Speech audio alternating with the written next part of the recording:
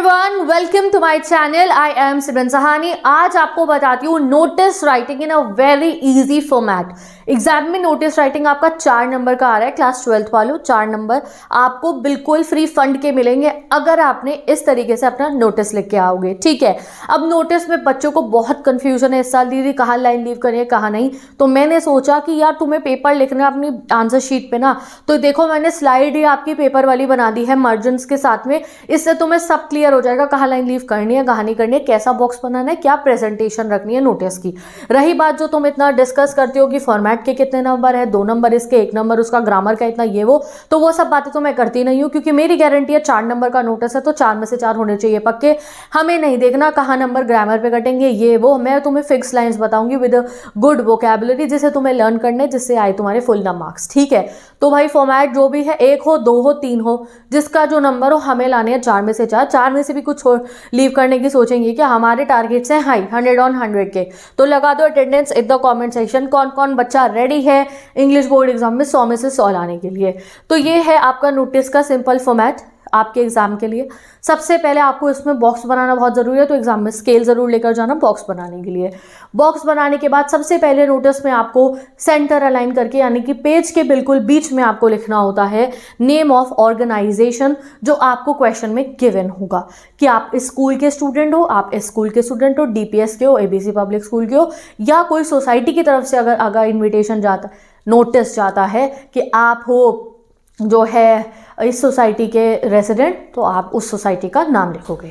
ठीक है। Then you will leave one line and you will write notice. Notice लिखा जाएगा कैपिटल लेटर्स के अंदर बिल्कुल बीच में। फिर आप मार्जिन वाली तरफ आ जाओगे और वहाँ डेट लिखोगे। डेट लिखने के आप एक लाइन लीव करने के बाद आप फिर से सेंटर की तरफ आके टाइटल लिखोगे अपना, या हेडिंग। हेडिंग क्या होगी, जैसे मैंने नोटिस लिखने को कहा कि भाई फुटबॉल कंपटीशन हो रहा है, मैंने कहा सिंगिंग कंपटीशन हो रहा है आपके स्कूल में, मैंने कहा आपके स्कूल के टाइम बदल गए हैं, तो जो भी जो है आपको क्वेश्चन के अंदर गिवन होगा इसके ऊपर नोटिस लिखो, तो वही आपकी हेडिंग बन जाएगी। जैसे चेंजेस इन स्कूल टाइमिंग, ठीक है, या फिर annual function in school, dance competition in school, simple. Body आती है फिर हमारी 50 वर्ड में आपको बॉडी लिखनी है, उसमें डेट टाइम सब लिखना है, क्या क्या हुआ है। लास्ट में एक लाइन लीव करके आप सिग्नेचर करते हो, नेम ऑफ इशूइंग अथॉरिटी, यानी कि स्कूल का नाम ही दोबारा, और डेजिग्नेशन। ये मैंने जानबूझ के रीड करा है, ये सीबीएसई की डायरेक्ट मार्किंग स्कीम का फोटो है।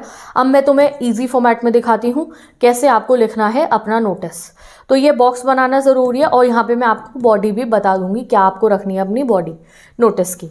सो है यू कैन सी, ये आ गई आपकी आंसर शीट। आंसर शीट पे आ गया नोटिस का ढंग का फॉर्मेट, बहुत बढ़िया बेहतरीन फॉर्मेट। ठीक है जी। आपने बॉक्स बनाया और आपने सबसे पहले लिखा नेम ऑफ इशूइंग एजेंसी या अथॉरिटी, यानी कि कई बार ऐसा आएगा कि आप RWA सोसाइटी के रहने वाले हो, उस सोसाइटी में शाम को पार्क में जो है ना लोगों को सफाई करने के लिए बुलाया जा रहा है, लिखो और बुलाओ सब लोगों को, या जो आना चाहते हैं आ जाए। आपके पार्क में बुक फेयर लगेगा, लोगों को नोटिस लेके बता दो कि उसके लिए बुक्स डोनेट कर दें, ऐसे कुछ आ सकते हैं आपको। तो आप लोग लिख दोगे RWA सोसाइटी और जो भी शहर का नाम होगा। स्कूल है तो स्कूल के साथ शहर का नाम भी लिखना है, क्वेश्चन में गिवन होगा। Then you will leave one line, जैसे आपको बहुत क्लियरली विजिबल होगा इस आंसर शीट स्टाइल में, इस पेपर स्टाइल नोटिस फॉर्मेट में, कि भाई एक लाइन लीव हो गई है नेम ऑफ इशूइंग अथॉरिटी के बाद, इसमें हमने नोटिस लिख दिया। फिर एक लाइन लीव करके आप नोटिस पे डेट डालोगे, जिस दिन आप अपना एग्जाम अटेम्प्ट कर रहे हो, आप वो वाली डेट बहुत आसानी से लिख सकते हो। जैसे आप 22 फरवरी बहुत आसानी से लिख सकते हो, तो आपने यहाँ लिख दिया 22 फरवरी, फरवरी की स्पेलिंग याद करके जाना, फरवरी 2024 आपने डेट लिख दी। ठीक है। डेट यहाँ मेरी तो आगे निकल आ गई है, बट तुम बिल्कुल वो मार्जिन के साथ ही हो, इतने में आपकी डेट कंप्लीट हो जाएगी। फिर एक लाइन लीव छोड़ के देखो टाइटल लिखा गया है, जैसे मैंने आपको जो है टाइटल दिया है कि भाई RWA जो है आपकी सोसाइटी में जो है ना बुक फेयर होगा इन द पार्क, ठीक है, उसके लिए आप बुक डोनेशंस मांग रहे हो, तो आप लिख दोगे book fair, donations for book fair, ये आप टाइटल डाल सकते हो, डोनेशंस फॉर बुक फेयर, बस ये आपका टाइटल बन जाएगा। और अगर कंपटीशन है, कोई डांस कंपटीशन है आपके स्कूल में, तो तब आप टाइटल डाल दोगे डांस कंपटीशन। टाइटल भी आप ना ऐसे बड़ा वो कर देना कि टाइटल को आप जब भी टाइटल लिखो तो उसका फर्स्ट वर्ड कैपिटल लिखना, जैसे डांस है तो डांस का D कैपिटल और कंपटीशन का C कैपिटल, और अंडरलाइन कर देना। बुक फेयर है, अगर book donations for book fair, तो आप ऐसा टाइटल डालना, डोनेशन, फॉर का F कैपिटल, बुक का B कैपिटल, फेयर, ठीक है, और इसके आगे नीचे आपने एक अंडरलाइन कर दिया, डन। तो टाइटल के नीचे आप अंडरलाइन कर सकते हो। फिर आप एक लाइन लीव करके, जैसे आपको क्लियरली विजिबल है यहाँ बॉडी लिखनी है, इसी बॉडी को आप लर्न कर लीजिए। This is to inform all the students of class 11th and 12th, ठीक है। या फिर अगर आप सोसाइटी की तरफ से लिखोगे तो आएगा this is to inform all the resident of the society. समझ गए? अगर स्कूल की तरफ से जा रहा है तो आप स्कूल के बच्चे लिखना कि 10वीं से 12वीं के, 9वीं से 12वीं के, जो भी है, ठीक है। क्वेश्चन में गिवन है तो ठीक है, वरना अपने पास से 10 to 12 तक के बच्चों के लिए नोटिस ड्राफ्ट कर देना, 11 12 के। और अगर आपको सोसाइटी की तरफ से आया तो आप लिखोगे this is to inform all the residents of the society. तो समझ गए, स्कूल का इन्विटेशन आता है तो स्टूडेंट्स को जाता है, सोसाइटी का इन्विटेशन आता है तो रेजिडेंट्स को जाता है, ठीक है। तो this is to inform all the students of class 11 to 12। अभी मैं सिर्फ स्टूडेंट वाला रीड कर रही हूँ, है सिर्फ स्कूल वाला एग्जाम्पल से पढ़ाऊंगी, फिर सोसाइटी वाला अलग करेंगे, कंफ्यूज मत होना। तो this is to inform all the students, अब रेजिडेंट काट देते हैं यहाँ से, of class 11th and 12th that the school is organizing, ये लाइन लर्न करो, that the dash is organizing, dash में जो नेम ऑफ इशूइंग अथॉरिटी है वही दोबारा लिख देना, इज ऑर्गेनाइजिंग अ के बाद आपको नेम ऑफ इवेंट लिखना है। यहाँ पे डांस कॉम्पिटिशन है तो हम लिख देंगे डांस कॉम्पिटिशन ऑन। अब 22 फरवरी को हमने नोटिस लिखा तो ऑब्वियसली कुछ समय बाद होगा जो है कॉम्पिटिशन, तो हमने लिख दिया ऑन 19 मार्च 2024 कि भैया कॉम्पिटिशन में तो बच्चे पहले ही बता देंगे, पहले ही इन्फॉर्म कर दो भैया 19 मार्च को डांस कॉम्पिटिशन है, तैयारी कर लो बच्चों। फ्रॉम 9 AM to 2 PM, ठीक है, इन स्कूल प्लेग्राउंड। आपको एक वेन्यू डालना है यहाँ पे कि भैया कहाँ पे होगा। Interested student are requested to enlist their name to the undersign by 9th of March। ये लाइन लर्न कर लो, enlist their name to the by the 9th of March। यह मतलब हमने यहाँ पे डेडलाइन भी दे दी, भाई इस डेट तक नाम लिखवा दो। For further details contact the undersigned, एक लाइन लीव करके आप सिग्नेचर लिखोगे, यानी कि यहाँ पे नाम लिखोगे, name of issuing authority, school का नाम दोबारा आ जाएगा, और डेजिग्नेशन आपको जो क्वेश्चन में गिवन होगी, ठीक है। अब 2 क्वेश्चन देखते हैं जिससे आप ये बॉडी के अकॉर्डिंग ही आराम से कोई भी क्वेश्चन सॉल्व कर सकते हो, ठीक है। चलो देखते हैं एक क्वेश्चन। अब ये ना मैंने सोसाइटी वाले एग्जांपल से कर रही हूँ, स्कूल वाले तो हम बहुत बार कर चुके। तो let's see, water supply will be suspended for 8 hours 10 AM to 6 PM on 6th of March for cleaning of the water tank, ठीक है। तो वाटर सप्लाई नहीं रहेगा 8 घंटे के लिए, 10 से 6 बजे तक। 6 मार्च को क्लीन हो रहा है क्योंकि वाटर टैंक आपको रीजन भी बता रखा है। राइट अ नोटिस 50 वर्ड्स में, तुम करण कुमार हो या करुणा बजाज हो, सेक्रेटरी हो जनता ग्रुप हाउसिंग सोसाइटी की, पालम विहार कुर्नूल की। तो सबसे पहले यहाँ पे आपको दिख गया name of organisation, Janata group housing society Palam विहार कुर्नूल। तुम्हें दिख गया अपना नाम, अपना जो है आप कौन हो, और आपकी डेजिग्नेशन भी सेक्रेटरी। अब आपको ढूंढना है नेम ऑफ इवेंट। अब ये इवेंट तो नहीं है, इवेंट यहाँ पे क्या है, इवेंट हमारा यहाँ पे है वाटर सप्लाई सस्पेंडेड, ये हमारा इवेंट भी हो जाएगा, यही हमारा टाइटल भी बन जाएगा, ठीक है। तो नेम ऑफ इवेंट यहाँ पे क्या है, वाटर सप्लाई का सस्पेंशन, ये होने वाला है हमारे यहाँ, ठीक है। डेट भी पता चल गई 6 मार्च 2024 को। चलो जी बनाते हैं एक बहुत ही बढ़िया सा नोटिस। ओके, तो रीड करते हैं।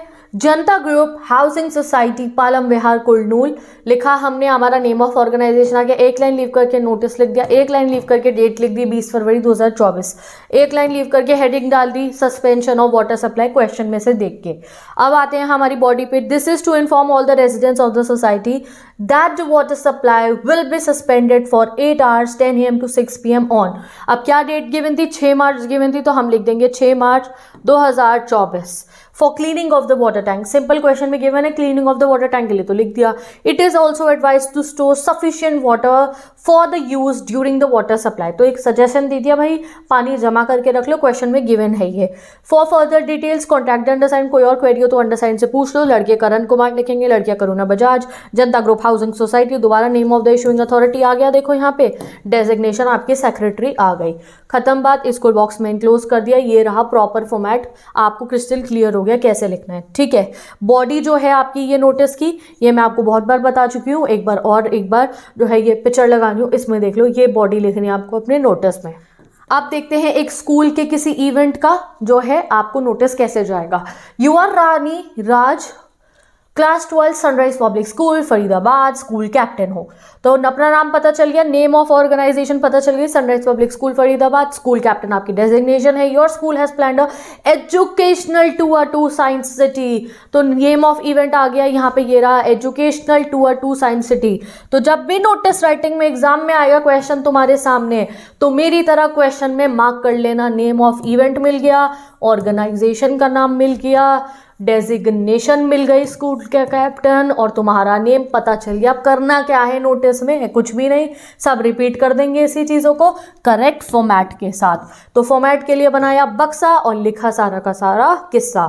ठीक है, तो देखा हमने, लिखा सबसे पहले सनराइज पब्लिक स्कूल, कॉमा लगा के सिटी का नेम फरीदाबाद, एक लाइन लीव करके हमने लिखा नोटिस, फिर एक लाइन लीव करके हमने लिखी डेट 27 फरवरी 2024, एक लाइन लीव करके हमने नेम ऑफ इवेंट को ही हेडलाइन बना दिया। क्या है इवेंट, क्या है, your school has planned an educational tour to science city, तो इसी को हमने हेडिंग बना दिया एजुकेशनल टूर, और ये कर दिया, इसको हमने अंडरलाइन भी कर दो। अब लिखेंगे body, this is to inform all the students of class 11 and 12 that the school is organising an educational tour, name of event मिल गया, to science city Kolkata, on के बाद आ गई आपकी किस डेट को है, फिर this tour is going to be for 2 days, 2 दिन का टूर है, बताओ। Interested students are requested to enlist their names and deposit an amount of ₹1000 to the undersigned by 9 March 2024। भाई बच्चों को कह रहे हैं जिसको जाना है 1000 रुपये दे दो अंडरसाइंड को 9 मार्च तक।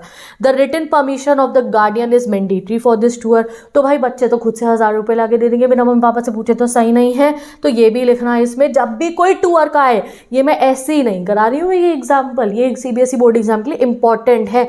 जब भी कोई टूर के लिए आए तो ये पेरेंट्स के परमिशन वाली लाइन लिखनी है, पैसे मांगने हैं, इतने पैसे आपको जमा कराने अंडरसाइंड को इस लास्ट डेट तक, ये लर्न कर लो, एग्जाम में मदद होगी आपकी। For further details contact the undersigned, एक लाइन लीव करके लिख देना, Rani Raj sunrise public school sports captain, आपने एंड में कर दिया बक्से को बंद। ठीक है जी, दिख गया आपको एक नोटिस का और एग्जाम्पल। अब होमवर्क में जो है तुम लोगों को कोई भी क्वेश्चन जो है मैं कम्युनिटी पे पोस्ट करूंगी, उसको सॉल्व कर लेना। ठीक है जी, अब ये आपको पूरा समझ में आ गया आपका नोटिस का फॉर्मेट। जो ये बॉडी है मैंने आपको रीड नहीं करी थी, मैंने आपको कहा है मैं आपको वो पेस्ट करके दिखा दूंगी, कोई फोटो लगा दूंगी बीच में, और या फिर आप डिस्क्रिप्शन बॉक्स में से देख लेना। तो ये देख सकते हो, इस ऐसे ही आप अपना एक पेपर लो और उस पेपर पे सॉल्व करो। हम पढ़ते हैं अपना अगला topic, to editor. Board exam में आना ही आना है, तो भाई 5 नंबर अपने सिक्योर कर लो, सबसे आसान फॉर्मेट एंड सबसे आसान फिक्स लाइंस के साथ लेटर टू एडिटर की। क्या लिखना है, कैसे लिखना है, कहाँ लाइन लीव करनी है, बहुत कंफ्यूजन क्रिएट होता है। तो यहां देख सकते हो मैंने मार्जिन पेपर के ऊपर आपका पूरा फॉर्मेट बना दिया है। Just listen to the video और इस फॉर्मेट को देख लो, जो लाइंस बताऊंगी लर्न कर लो। एग्जाम में 5 नंबर गारंटी से कह रही हूं आ जाएंगे। एक काम करना है आपको, ये वीडियो देखते देखते जल्दी से इस वीडियो को कमेंट सेक्शन ओपन कर लो, और जैसे जैसे मैं आपको फॉर्मेट बताती रहूंगी वैसे वैसे फॉर्मेट टाइप कर दो इस वीडियो के कमेंट सेक्शन में। तुम भाई पेपर पेन उठा के तो पता नहीं कभी प्रैक्टिस करोगे, अभी यहीं पे मेरे पढ़ाते पढ़ाते मेरे साथ में जो है इस फॉर्मेट को टाइप कर दो कमेंट सेक्शन के अंदर, जिससे वो तुम्हारे दिमाग में बस जाए। टाइपिंग के तो तुम महान हो। तो भाई चलो देखते हैं लेटर टू एडिटर कैसे अटेम्प्ट करा जाएगा एग्जाम में। 5 नंबर पूरे तुम्हें मिलेंगे फ्री के, अगर तुमने ये वीडियो देख लिया है तो। देखते हैं, सबसे पहले लेटर टू एडिटर में आता है सेंडर का एड्रेस, जो आपको क्वेश्चन में गिवन होगा कि तुम सो एंड सो हो, तुम सलोनी हो, तुम शिवम हो, तुम साक्षी हो, ABC कॉलोनी के, XYZ कॉलोनी के, तुम्हें वो लिख देना, और एक शहर का नाम भी गिवन होगा, उसके नीचे वो शहर का नाम लिख देना। सेंडर एड्रेस 2 लाइनों में पूरा आ जाना चाहिए, दैट्स इट। ठीक है, अब जैसे कि आप देख सकते हो यहाँ पे सिंपल तुम्हें दिखाई दे रहा है कि भाई एक लाइन लीव करके दीदी ने डेट डाल रखी है, तो आपको भी ऐसे ही डेट डालनी है, एक लाइन लीव करके। तो बस जहां जहां पे तुम्हें दिख रहा है लाइन लीव करनी है, वहां वहां लाइन लीव कर देना, डन। देन डेट के बाद एक लाइन लीव करके लेटर टू एडिटर में आपको सेम टू सेम ये चीज लिखनी है। सबसे पहले आप लिखोगे द एडिटर, क्योंकि हम किसे लेटर लिख रहे हैं, द एडिटर को लिख रहे हैं।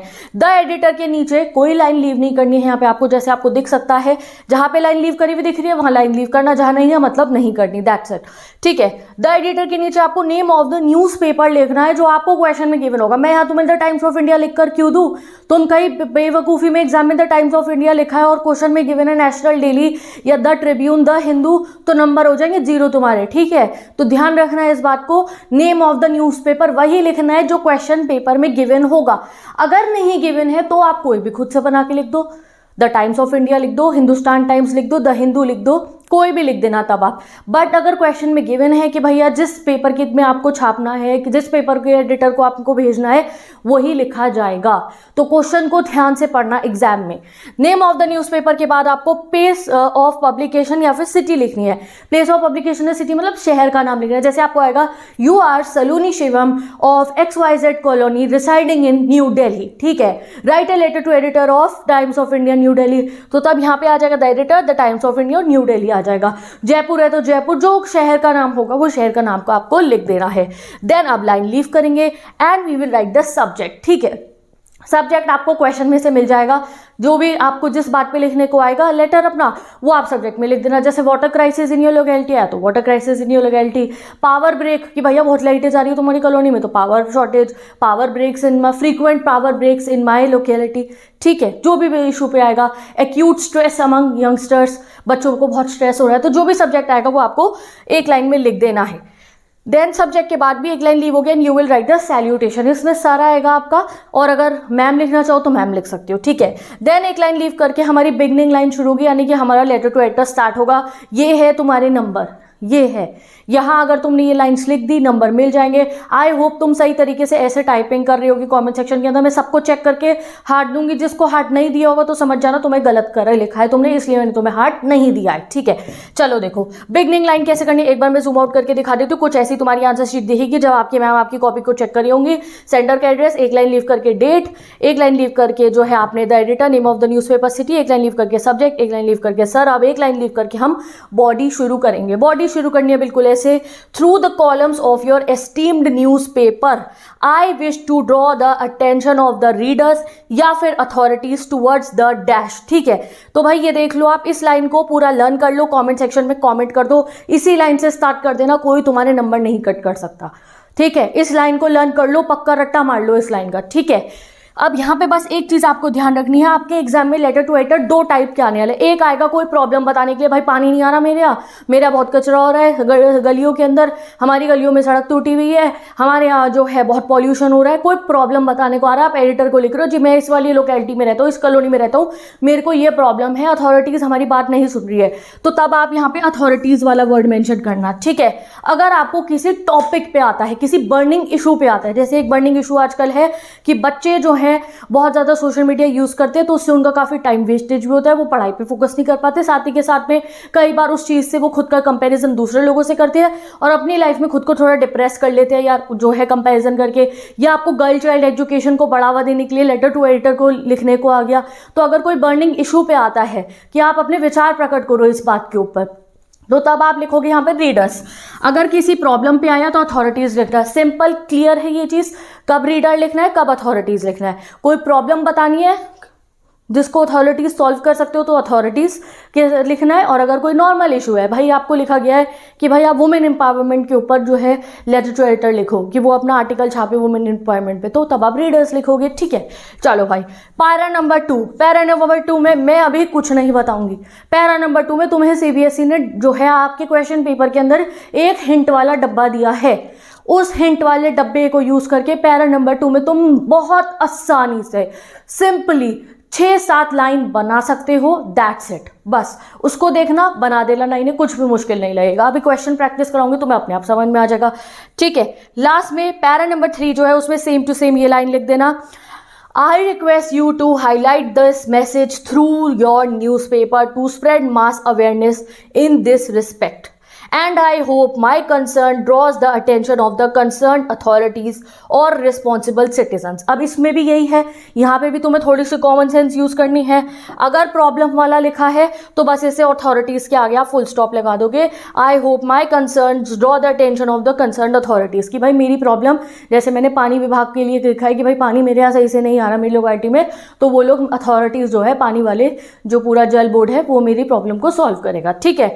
अगर आपने किसी इशू पे लिखा है गर्ल चाइल्ड एजुकेशन से related, uses of increase uses of social media among teenagers, stress among teenagers, अगर ऐसे किसी टॉपिक पे लिखा है तो तब आप ये लिखोगे रिस्पॉन्सिबल सिटीजन्स, तब आप ये अथॉरिटीज वाली लाइन मत लिखना, सिंपल है, क्लियर है, ऊपर भी यही है। अगर बर्निंग इशू पे आए तो रीडर्स मेंशन करा जाएगा, प्रॉब्लम पे तो अथॉरिटीज, और एंडिंग में भी फिर ऐसे ही होगा। अगर बर्निंग इशू की एंडिंग कैसे होगी, I request you to highlight this message through your newspaper to spread mass awareness in this respect and I hope my concern draw the attention of the responsible citizens. कि भैया girl child education को बढ़ावा दो, अपने बच्चों को stress हो रहा है तो उनके जो है स्ट्रेस डिक्रीज करने के लिए बच्चों को ये चीज़ें करनी चाहिए।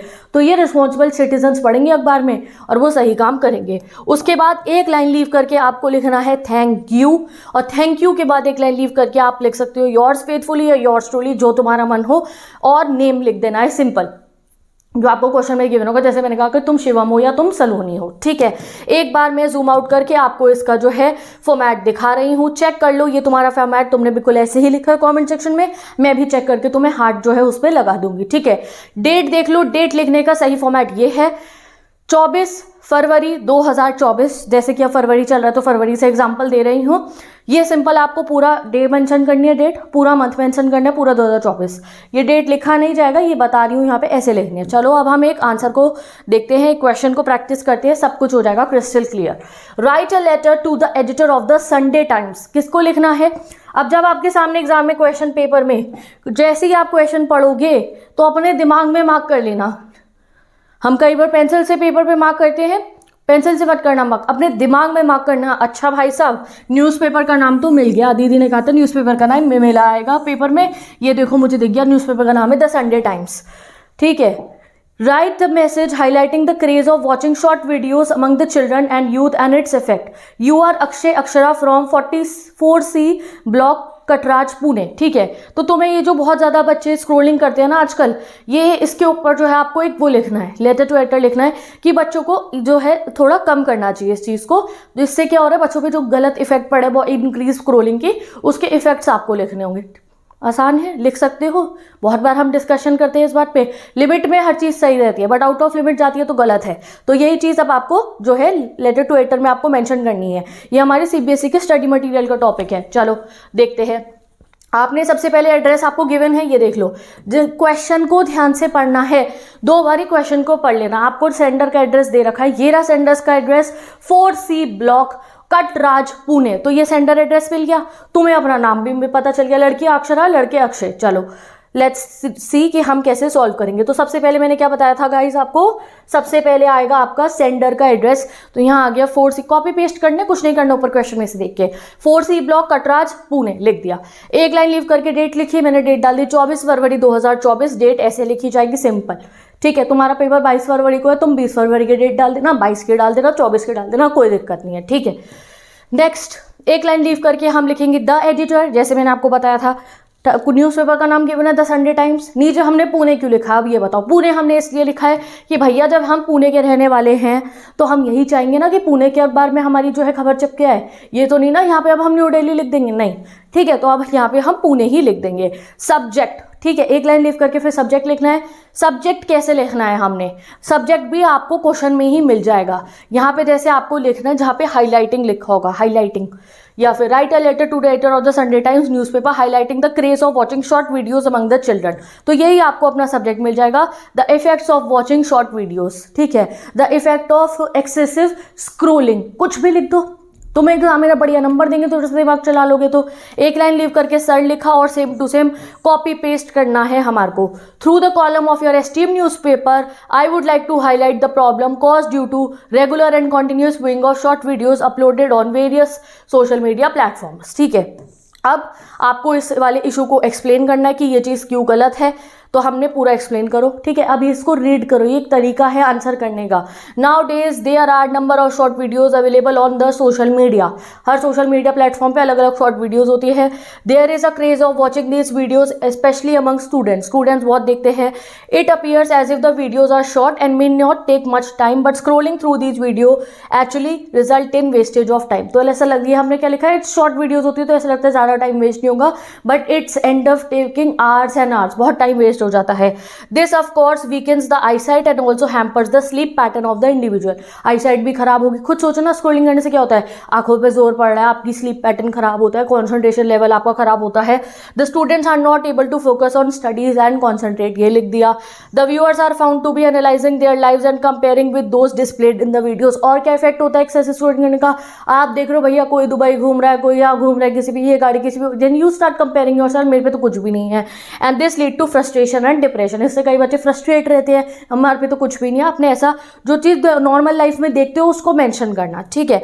अब इसका सॉल्यूशन, थर्ड में आपको जो आपका कंक्लूडिंग पैराग्राफ होगा उसमें आपको वो हाईलाइटिंग रेज द इशू वाली लाइन तो लिखनी ही है, उससे पहले खुद से एक सजेशन भी देना है कि आप क्या कहते हो, इस प्रॉब्लम का क्या हल है, ठीक है. तो therefore the parents should limit the screen time of the children.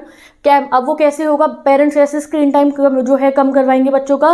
Campaign need to be held in school. अब हर एक में, हर लेटर टू राइटर में ना यहाँ पे ये वाली लाइन लर्न कर लो कि भैया कैंपेन चलाओ स्कूल में, टीचर समझाए बच्चों को.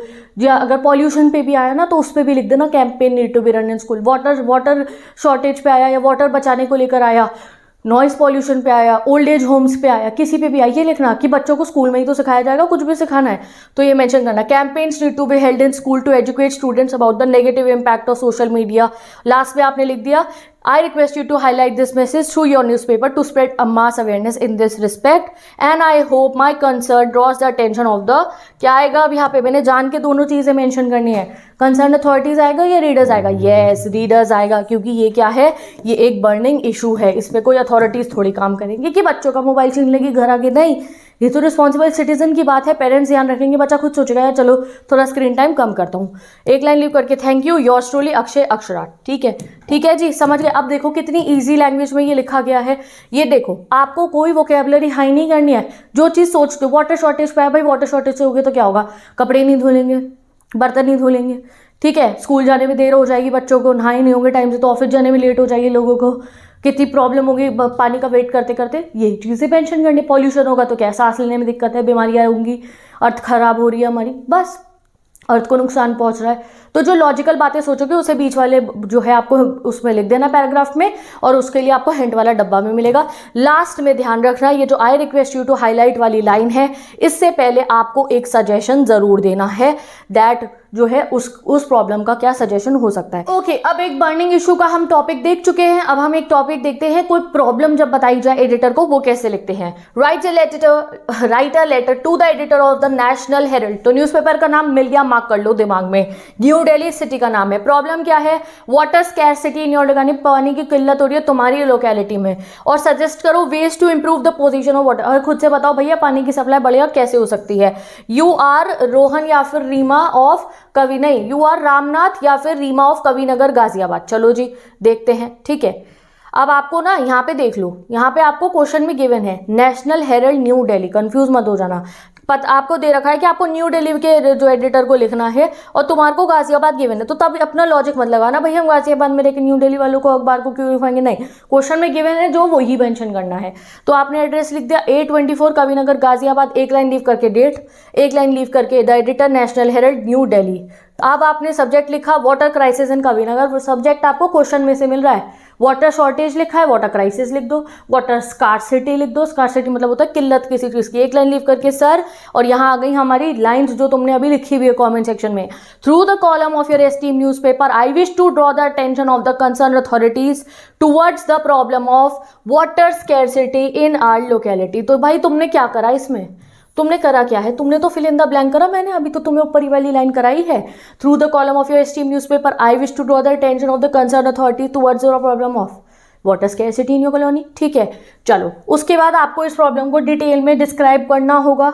अब पानी की कमी होगी तो बहुत कुछ हो सकता है. तुम्हें पता है भैया कपड़े नहीं धुलेंगे, जो है बर्तन धुले में देर होगी, लोगों को स्कूल बच्चे जाने में देर हो जाएंगे, नहाए धोए नहीं होंगे, तैयार नहीं होंगे, ऑफिस जाने में ऑफिस वालों को देर होगी, शॉप वालों को शॉप जाने में देर. वैसे ही लिख देना. इसके लिए आपको हिंट वाला डब्बा मिलेगा, वहाँ से देख के लिखते रहना. जैसे हमने लिख दिया it is early summer and the residents are already facing acute water shortage. लिखो, अब इसमें लिखो भाई कितने से कितनी देर पानी नहीं आ रहा है. The supply is cut off at 8:30 AM in the morning and is restored only for half an hour in the evening between 6 to 7 PM। ऐसे बताओ प्रॉब्लम, भैया एक आधे घंटे को शाम को पानी आ रहा है, पूरे दिन पानी ही नहीं आता है।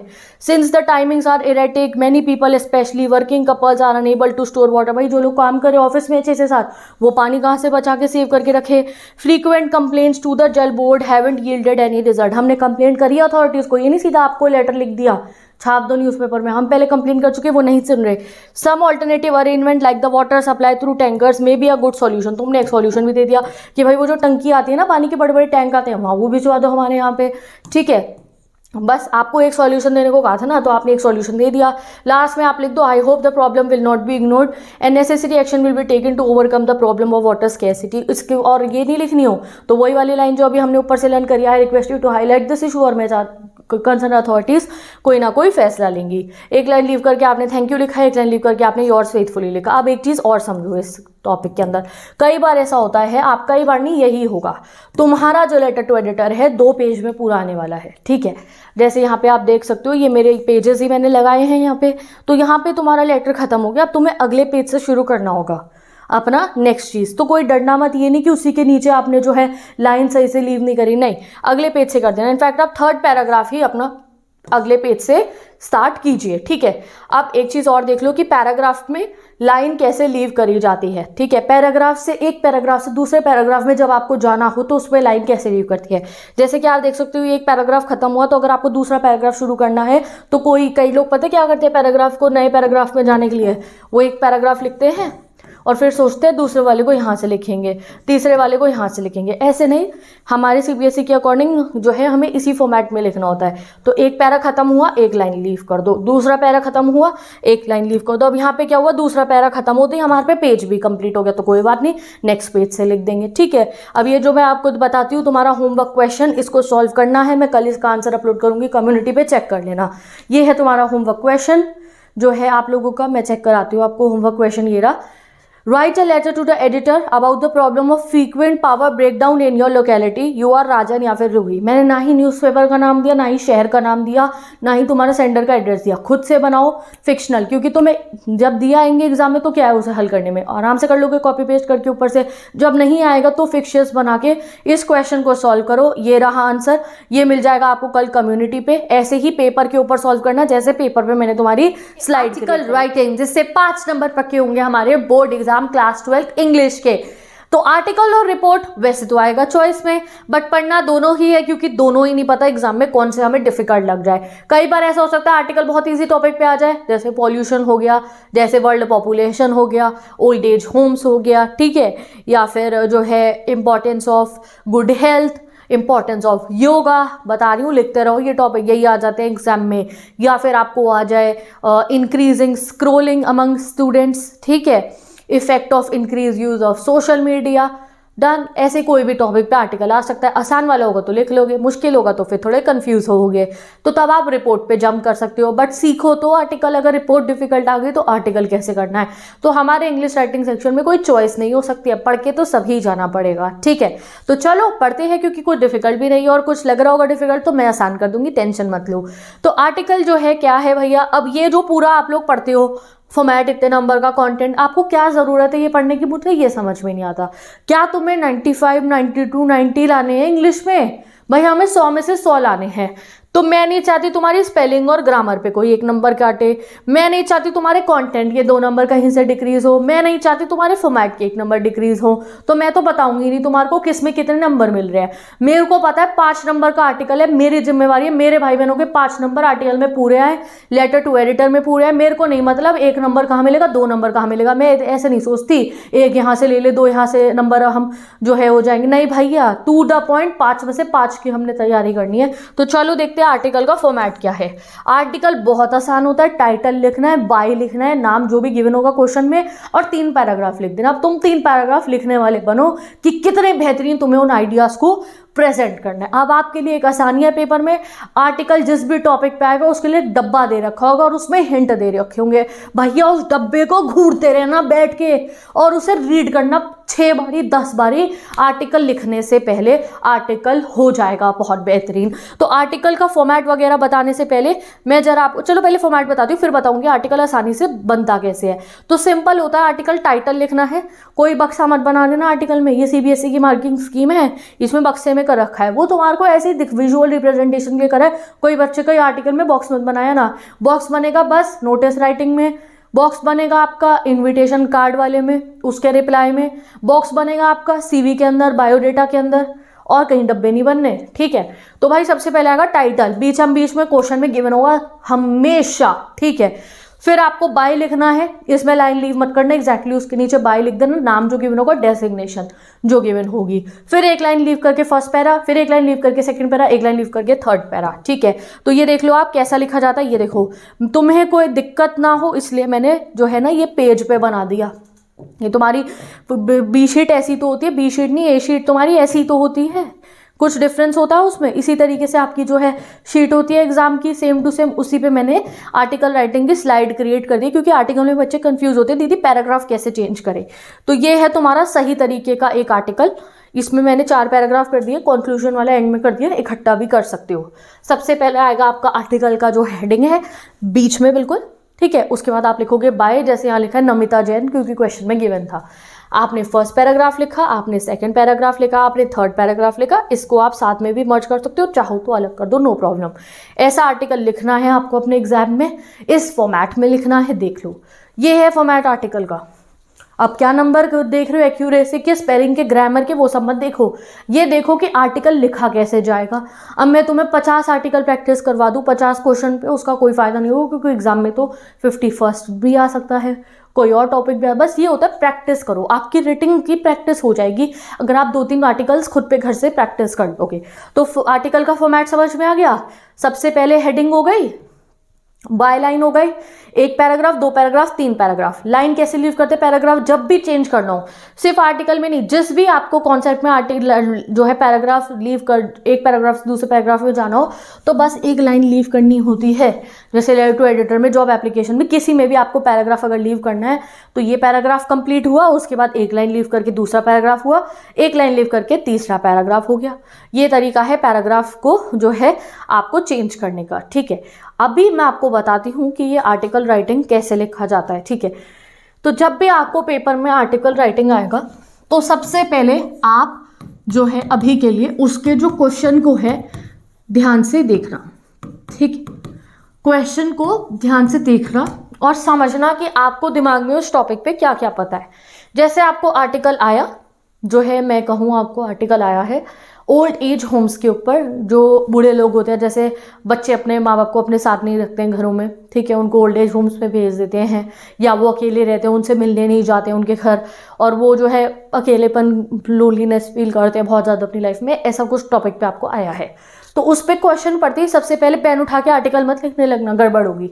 जस्ट थिंक अबाउट उस पर आप क्या क्या मेंशन कर सकते हो, अपने दिमाग में सोचना, यार इसमें हम ये कर सकते हैं कि आजकल का ज़माना बहुत बदल गया है, बच्चे जो है न्यूक्लियर फैमिलीज़ की तरफ बहुत ज़्यादा जा रहे हैं, बच्चे वेस्टर्न कल्चर से बहुत ज़्यादा जो है प्रेरित हो चुके हैं, जैसे वहाँ पे लोग अपने पेरेंट्स के साथ नहीं रहते, हमारे यहाँ भी ये बहुत ज़्यादा हो रहा है।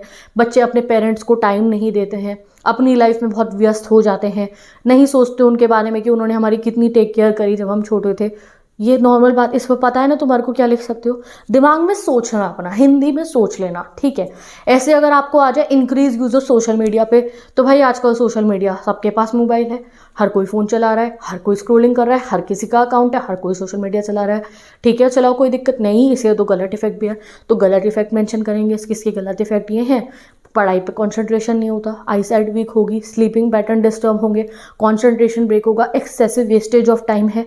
फ़ायदा क्या मिल रहा है स्क्रॉल करके, कुछ नहीं, ठीक है। तो उसका सॉल्यूशन क्या है, स्क्रीन टाइम कम करना चाहिए, ठीक है, बच्चों को अवेयरनेस करनी चाहिए, सिंपल। अगर ओल्ड एज होम्स का आया तो उसकी क्या है, पेरेंट्स फील वेरी, इसकी डिसएडवांटेजेस क्या है, बच्चे पेरेंट्स को बच्चे ध्यान नहीं दे रहे हैं तो भैया दे फील वेरी लोनली होंगे, डिप्रेशन में जा सकते हैं और बीमारियाँ लग सकती हैं, ठीक है। और it's not good for their emotional wellbeing also, कि वो अकेले रहें थे। बस उनके जो बच्चे हैं आगे, जो ग्रैंड चिल्ड्रन होते हैं, उनको अपने नाना नानी दादा दादी का प्यार नहीं मिलेगा, ये सोचा आपने और कंक्लूड कर दिया। बस तो हिंदी में पहले सोचना है, पॉल्यूशन है तो पॉल्यूशन क्यों हो रहा है, हिंदी में सोचो अपने दिमाग में। और सोचने के लिए तुम्हें एक हिंट वाला, तो क्वेश्चन को देखकर पहली टिप ये है आर्टिकल की, आर्टिकल को प्रैक्टिस क्या करवाऊँ तुम्हें, जब 50 क्वेश्चन दिखा दूंगी रीड करते रहो, उनको क्या फायदा है। एग्जाम में आर्टिकल कैसे सॉल्व करा जाएगा ये सोचो। तो क्वेश्चन को देखकर हिंदी में दिमाग में सारी लाइनें बना लेनी है, क्योंकि हिंदी से इंग्लिश में ट्रांसलेट तुम कर लोगे बहुत आराम से। तो आपको हिंदी में लाइंस बनानी है अपने दिमाग में, ठीक है। तो आप अपने दिमाग में सोच लेना उस टॉपिक से रिलेटेड। उसके बाद आप वो हिंट वाले डब्बे को देखना कि भाई इसमें इंग्लिश में क्या क्या वर्ड मेंशन है। जैसे कि जो भी टॉपिक होगा उसमें जो तुमने लाइन सोची है ना, वही लाइंस का कुछ ना कुछ हिंट तुम्हें इस हिंट वाले डब्बे में मिल जाएगा, वो भी इंग्लिश में। तो तुम्हें ट्रांसलेट करने में भी दिक्कत नहीं होगी। आफ्टर दैट जब आपने हिंदी में लाइन सोच ली, ट्रांसलेट कर लिया है, तब सोचना बिगनिंग कैसे करोगे, ठीक है।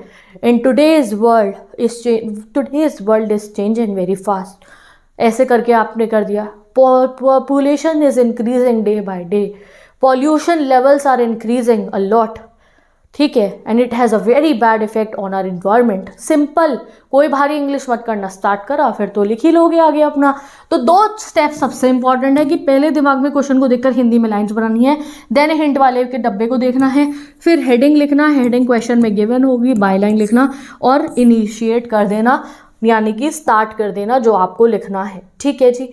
बहुत आसान होता है आर्टिकल राइटिंग लिखना। एक बार दोबारा सीबीएसई की मार्किंग स्कीम देख लो, देखो कैसे लिखना होता है। अब टाइटल कैसा होना चाहिए, बहुत आई कैची होना चाहिए।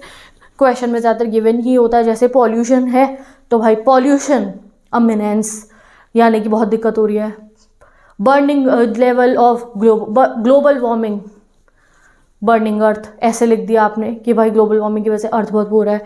Water scarcity, no water no life, save water save life, ऐसे कर दिया। वाटर स्कैसिटी में आपको आए तो या तो आप टाइटल भी मेंशन कर सकते हो जो क्वेश्चन में गिवन है, या आप अपने पास से भी सेव वाटर पे आए तो सेव वाटर सेव लाइफ डाल दो टाइटल, आई कैची हो, बढ़िया सा हो। बाय लाइन में राइटर का नेम लिखना है, डेजिग्नेशन हो तो वो लिख देना। अब मैं आपको बता चुकी हूँ इंट्रोडक्शन में क्या लिखना है आपको टॉपिक को इंट्रोड्यूस करना है। जैसे मैंने आपको ओल्ड एज होम को कहा तो वर्ल्ड बहुत चेंज हो रहा है दिस डेज, जो है youngster does not spend time with their parents, they go and settle their lives in some other cities and they don't even think about their parents। ऐसे करके आपने स्टार्ट कर दिया, ठीक है। और इसमें बीच में आपको अगर कोई ऐसा हुआ जैसे वो आया सोशल मीडिया के यूज़ वाला, बहुत ज़्यादा सोशल मीडिया, तो उसकी डिसएडवांटेजेस बताओ, ठीक है। ज़्यादातर आर्टिकल ऐसे आएंगे जिसमें डिसएडवांटेज होगी। पॉल्यूशन की डिसएडवांटेज क्या है, जो है सोशल मीडिया ज़्यादा यूज़ करने की डिसएडवांटेज क्या है, बस दैट्स इट। जो अनहेल्दी लाइफस्टाइल है, जो इतना जंक फूड खा रहे, जंक फूड खाने के डिसएडवांटेजेस क्या है, बीमारियां लगेंगी, ठीक है। तुम्हारा ओपिनियन क्या है, सब सही कैसे होगा, सोशल मीडिया में तुम्हारा ओपिनियन होगा, पेरेंट्स को बच्चों का ध्यान रखना चाहिए, स्क्रीन टाइम कम करना चाहिए, बच्चों को खुद से समझना चाहिए। पॉल्यूशन में क्या होगा भाई, गाड़ियाँ अच्छी यूज़ करो, क्लीन फ्यूल यूज़ करो, फॉसिल फ्यूल्स बंद करने कम करो, हाइड्रो इलेक्ट्रिसिटी यूज़ करो, वो sustainable uses of energy use करो आप लोग, ठीक है। वो सोलर इलेक्ट्रिसिटी यूज़ करो, ये हो जाएगा पॉल्यूशन में सजेशन तुम्हारी तरफ से, ठीक है। वाटर की सेव वाटर पे आया तो वाटर हार्वेस्टिंग सिस्टम लगाओ घर पे जिससे पानी बचे। लास्ट में कंक्लूड कर दो। तो ये तो आपको उसी समय सोचना पड़ेगा कि क्या आप मेंशन कर सकते हो, ठीक है। अब ये आपका एक क्वेश्चन है जो आपको खुद से सॉल्व करना है। Write article on save water, what are we doing is enough, क्या हम सही कर रहे हैं अभी तक सेव वाटर को अपने जो हम कर रहे हैं, ठीक है। तो आपको यहाँ पे जो है कुछ जो है पॉइंट्स दे रखे हैं। Describe why saving water is important, आपको बताना है सेविंग वाटर करना क्यों इंपॉर्टेंट है। अगर पानी की कमी होगी तो उसका दुनिया पे क्या असर पड़ेगा, और ये वेज भी बताओ कैसे जो है हम वाटर को सेव कर सकते हैं। तो ये तुम्हारा होमवर्क टॉपिक है कि आप कैसे पानी बचा सकते हो, ठीक है। अब एक ये देख लो आप, जो हमारा वो है article effect of global warming पे, आप पॉज करके इसको रीड कर लो। एग्जाम में पिछली बार मैंने आपको कहा था पॉल्यूशन टॉपिक प्रिपेयर करके जाना, आधे से ज़्यादा आर्टिकल PYQ अगर आप 2023 का देखोगे पॉल्यूशन रिलेटेड है। कभी हममें लगता है यार सिंपल टॉपिक नहीं आने का, तो आपके पास सेव वाटर पे ध्यान रखना है, जो मैंने आपको होमवर्क दिया है उसको ध्यान रखना है आप अपने एग्जाम के लिए। सोशल मीडिया वाला जो मैंने आपको बताया उसको ध्यान रखना है एग्जाम के लिए। ओल्ड एज होम वाला उसको ध्यान रखना है एग्जाम के लिए। योगा एंड हेल्दी लाइफस्टाइल वाला, इन ये टॉपिक सबकी बार आपके एग्जाम के लिए इंपॉर्टेंट है, इन्हें ध्यान रखना। तो इस आर्टिकल को आप रीड करो। Global warming is a unusually rapid increase in average sir, global warming पे जैसे आपको लिखना है ग्लोबल वार्मिंग। तो पहले बताओ भाई ग्लोबल वार्मिंग है क्या, एक्सप्लेन करो। तो एयर पॉल्यूशन पे है तो बताओ एयर पॉल्यूशन है क्या, वाटर पॉल्यूशन पे है तो बताओ वाटर पॉल्यूशन है क्या, फिर बताओ वो क्यों हो रहा है, उसके एडवांटेजेस क्या है, डिसएडवांटेजेस क्या है, सॉल्यूशन क्या है और उसका सॉल्यूशन बताओ। तो with this let's end this video. ये रहा आर्टिकल का सही फॉर्मेट, ऐसे दिखना चाहिए आपका आर्टिकल आपकी आंसर शीट के ऊपर and you will get full marks. तो सीबीएसई की तरफ से भी यही है, टाइटल बढ़िया लिखना, सॉल्यूशन बढ़िया देना, डिसएडवांटेजेस भर भर के लिखना, आर्टिकल हो जाएगा एकदम मस्त। तो सेव वाटर पे आप लिखो एक आर्टिकल और मेरे से चेक करवाना, मैं जो है आप मुझे सेंड कर सकते हो इंस्टाग्राम के ऊपर या फिर खुद से लिखो और मैं डिस्कस करूंगी आके आपसे जॉब एप्लीकेशन का फॉर्मेट और कैसे करना है एग्जाम में जॉब एप्लीकेशन को अटेम्प्ट। 5 नंबर का आने वाला है जॉब एप्लीकेशन, तो देखते हैं इसका फॉर्मेट एंड इसके प्रैक्टिस क्वेश्चंस। ठीक है, तो जॉब एप्लीकेशन होता क्या है सबसे पहले ये समझ लो। तो भाई कई बार ऐसा होता है किसी को जॉब चाहिए होती है तो वो क्या करते हैं, वो अखबार में ढूंढते हैं, अखबार के अंदर हमारे एडवर्टाइजमेंट आई होते हैं जिसपे लिखा होता है वैकेंसी चाहिए स्कूल में, इस फर्म के अंदर, इस होटल के अंदर, और लोग उसको देखने के बाद में उस सो एंड सो फर्म को, सो एंड सो स्कूल को, सो एंड सो होटल को लिख के लेटर भेजते हैं कि जो हम आपके यहाँ पे जॉब करना चाहते हैं। ठीक है, तो जो जॉब एप्लीकेशन होती है उसमें 2 चीजें इंक्लूड होती है। एक होता है कवर लेटर जिसमें लेटर लिख के बताया जाता है कि हम ये हैं और हम आपके यहाँ पे काम करना चाहते हैं। दूसरा चीज होता है डिटेल्ड बायोडेटा या रेज्यूमे या करिकुलम विताए, सीवी भी आप इसको कह सकते हो। बड़े होके जब आप भी जॉब करोगे तो आपको भी अपने लिए बनाना पड़ेगा, तो अच्छे से आज सीख लो। ठीक है, जो बायोडेटा होता है उसमें आपको अपनी हर एक डिटेल को मेंशन करना होता है, नाम, पता, घर का एड्रेस हो गया, ईमेल एड्रेस हो गया, मम्मी पापा का नाम, कहाँ से आपकी ग्रेजुएशन हुई है, कहाँ से आपने जो है 10th 12th पास आउट करिए, कितने नंबरों से करिए, कितने साल में, अगर आपको कोई प्रायर एक्सपीरियंस है कहीं जॉब करने का तो वो, और ये सब चीज़ें आपको मेंशन करनी होती है। तो भाई जॉब एप्लीकेशन बहुत आसान रहता है। एग्जाम में अगर आपको क्वेश्चन आए जॉब एप्लीकेशन का तो भाई आंख बंद करके अटेम्प्ट कर देना, क्योंकि ऐसा फॉर्मेट आपको बता रही हूँ that you just have to copy paste in your exam. ठीक है, इस पर तो बस आपको फिक्स लाइन्स लर्न करनी है जॉब एप्लीकेशन में और बायोडेटा बनाना है जो आपको गिवन डिटेल्स होंगी उसमें से। ठीक है, तो समझ में आ गया। अगर आपने कवर लेटर बना दिया खाली, बायोडेटा नहीं बना के आए हो, रेज्यूमे, आपको मार्क्स नहीं मिलेंगे। रेज्यूमे तो बनाना ही बनाना है जॉब एप्लीकेशन में। ठीक है, तो सबसे पहले देखते हैं कवर लेटर। ये देख सकते हो आप, ये होता है जॉब एप्लीकेशन का फॉर्मेट। ये कवर लेटर हो गया और ये हो गया हमारा सीवी, रेज्यूम या बायोडेटा। कई बच्चे मुझे कहते हैं कि दीदी हमें ना जॉब एप्लीकेशन मुश्किल लग रहा है, तो देखना आज के बाद कभी मुश्किल नहीं लगेगा। ये जो 3-4 लाइन्स मैं आपको बता रही हूँ बस इन्हें तुम लर्न कर लो, और जो है मैंने जैसे आपको लेटर टू राइटर में कहा था, कमेंट सेक्शन को ओपन करो और यहाँ पे टाइप करना शुरू कर दो जॉब एप्लीकेशन का सही format with the fix lines. ठीक है, जैसे जैसे मैं बता रही हूँ आप टाइप करते रहो, कमेंट सेक्शन में आपको याद हो जाएगा, दिमाग में जो है आपको फिक्स हो जाएगा। ठीक है, चलो देखते हैं। सबसे पहले लेटर टू एडिटर की तरह जॉब एप्लीकेशन का फॉर्मेट होता है, सेंडर एड्रेस आएगा इसमें भी। सेंडर एड्रेस क्वेश्चन में आपको गिवन होगा। ठीक है, सेंडर एड्रेस के बाद आपको एक लाइन लीव करनी है, तो यहाँ पे मैं लाइन लीव करने के लिए रेड कलर से आपको एरो लगा देती हूँ जिससे आपको समझ में आए। सेंडर एड्रेस के बाद एक लाइन लीव करके आप डेट लिखोगे। ठीक है, जैसे आपने यहाँ पे डेट लिख दी 22 फरवरी 2024, ये आपने डेट लिख दी। ठीक है, इसके बाद एक लाइन लीव करके आपको लिखना है द मैनेजर। द मैनेजर कब लिखोगे, जब आप जॉब एप्लीकेशन किसी बिजनेस फर्म को दे रहे हो, किसी कॉर्पोरेट सेक्टर में कहीं जा रहे हो, कोई प्राइवेट कंपनी है, वहां पे द मैनेजर वहां आएगा। जैसे आपको अकाउंटेंट बनने के लिए लिखने को आया किसी फर्म में, सॉफ्टवेयर इंजीनियर बनने के लिए आया किसी कंपनी के अंदर। ठीक है, वो जो है आपको रिसेप्शनिस्ट के लिए भेजना है किसी कंपनी के अंदर, तो तब आप द मैनेजर लिखना, दैट्स इट, सिंपल। अगर किसी स्कूल में टीचर बनने के लिए आपको जो है लेटर लिखना है तो आप तब द प्रिंसिपल लिख देना, सिंपल। तो यही आएगा। या और अगर किसी होटल को आएगा तो तब आप द चीफ शेफ भी लिख सकते हो, या तब भी आप द मैनेजर लिख सकते हो। होटल में भी जो मैनेजर होते हैं, जो एचआर होते हैं, वही आपको जॉब प्रोवाइड करेंगे, ऑब्वियस है। तो आप द मैनेजर लिखना हर केस में, बस और बस स्कूल के केस में द प्रिंसिपल लिखना, वहां मैनेजर मत लिखना। उसके बाद आपको नेम ऑफ द कंपनी या जो स्कूल होगा तो तब स्कूल का नाम। जैसे अगर आपको आया, मैंने आपको कहा है जॉब एप्लीकेशन लिखो, आप सॉफ्टवेयर इंजीनियर बनना चाहते हो PYQ प्राइवेट लिमिटेड में, तो भाई आप लिख दोगे कंपनी का नाम PYQ प्राइवेट लिमिटेड। ठीक है, और अगर मैंने आपको कहा कि आप रागिनी हो, राहुल हो, और आप चाहते हो कि आप जो है ज्योग्राफी के टीचर बन जाओ सनशाइन पब्लिक स्कूल में, तो तब आप लिख दोगे the principal Sunshine public school. शहर का नाम हमने लिख दिया, चलो कानपुर, ठीक है। तो इस तरीके से आपको मेंशन करना है। प्रिंसिपल और स्कूल का नाम जब टीचर के लिए जाएगा, टीचर वाला बहुत बार आता है एग्जाम में, और कोई और के लिए आया तो आपको तब द मैनेजर लिख देना है। देन एक लाइन लीव करके आपको सब्जेक्ट लिखना, और सब्जेक्ट के आगे आप सेम टू सेम ये लिख देना, application for the post of dash. अब डैश में क्या लिखना है वो क्वेश्चन में गिवन होगा। टीचर के लिए आए तो टीचर के लिए, शेफ के लिए आए तो शेफ के लिए, रिसेप्शनिस्ट के लिए आए तो रिसेप्शनिस्ट के लिए, अकाउंटेंट के लिए आए तो अकाउंटेंट के लिए। दैट्स इट, बस समझ गए आप लोग, ठीक है। उसके बाद आपको एक लाइन लीव करके लिखना है सर या फिर मैडम, ठीक है। कई बार क्वेश्चन में हमें गिवन होता है कि उस कंपनी की जो मैनेजर है वो फीमेल नाम गिवन होगा आपको, कि मिसेस रेखा सबरवाल को आपको जो है कंपनी की मैनेजर है उनको लिख के भेजो, तो तब आप सर मत लिख देना उनको। जब नाम रेखा गिवन तो ऑब्वियसली मैडम आएगा, ठीक है। देन एक लाइन लीव करके आप ये 3 लाइन्स को पक्का लर्न कर लो, किसी पे भी आ जाए आपको चाहे आ जाए शेफ के लिए, आपको चाहे आ जाए सॉफ्टवेयर इंजीनियर के, चाहे आपको आ जाए अकाउंटेंट के लिए, सब में ये लाइन आप लिख सकते हो। क्योंकि गाइस यहाँ पे आप सेम कर सकते हो, बायोडेटा सबका अलग बनेगा। शेफ है तो शेफ वाली ग्रेजुएशन कराएंगे, पोस्ट ग्रेजुएशन कराएंगे, अकाउंटेंट है तो भाई उस टाइप की कराएंगे हम। अगर आप इंग्लिश के टीचर हो तो MA BA इंग्लिश हो जाएगी, और आगे हो जाएगी PhD इन इंग्लिश हो रही है। इस तरीके से हमें बायोडेटा में चेंजेस करने, इसको तो सेम कर दो सबका, ठीक है। चलो स्टार्ट कैसे करते हैं हम, किसी भी जॉब एप्लीकेशन को स्टार्ट करा जाता है इस लाइन से, this is with reference to your advertisement in dash. Dash में हमें नाम लिखना होता है किसी भी न्यूज़पेपर का, कि हमने आपका एडवर्टाइजमेंट देखा भैया द टाइम्स ऑफ इंडिया में कि आपको स्कूल में अपने टीचर चाहिए, तो इसलिए हम आपको लेटर लिख के कह रहे हैं हम बनना चाहते हैं।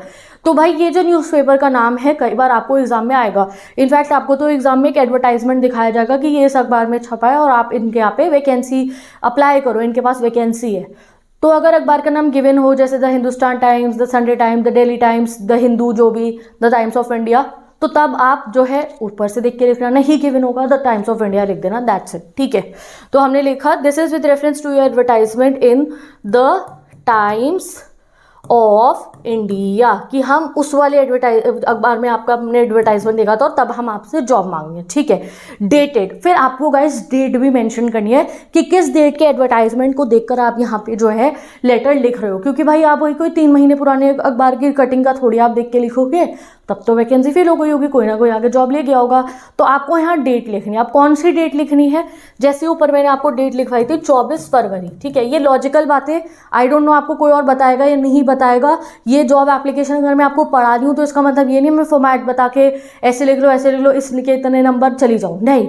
मेरा काम है जहाँ तुम्हारे नंबर डिडक्ट हो सकते हैं तुम्हारी सिली मिस्टेक से, वो मैं ना होने दूँ, ठीक है। तो ये आया आपका 24 फरवरी, हमने ऊपर डेट लिखी थी, ठीक है।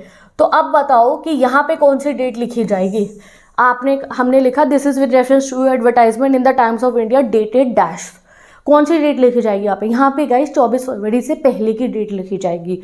क्यों लिखी जाएगी, क्योंकि और चाहे एक दिन पहले की लिख दो बट पहले की लिखनी है। क्यों, क्योंकि आपने एक दिन पहले देखा होगा एडवर्टाइजमेंट, फिर आप सोचोगे चल यार यहाँ पे अप्लाई कर देता हूँ, यहाँ पे वैकेंसी है, तो तब आपने लेटर लिखा 24 तारीख को, तो ऑब्वियसली आपने पहले पढ़ा होगा, इनका एडवर्टाइजमेंट पहले आया होगा न्यूज़पेपर के अंदर, ठीक है।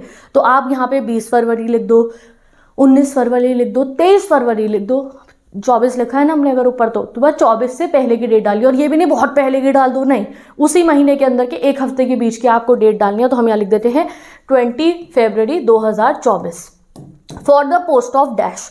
डैश में ऊपर से क्वेश्चन में से देख के लिखना, अकाउंटेंट हो तो अकाउंटेंट, इंग्लिश टीचर हो तो इंग्लिश टीचर, तो मैंने यहाँ लिख दिया इंग्लिश टीचर, ठीक है।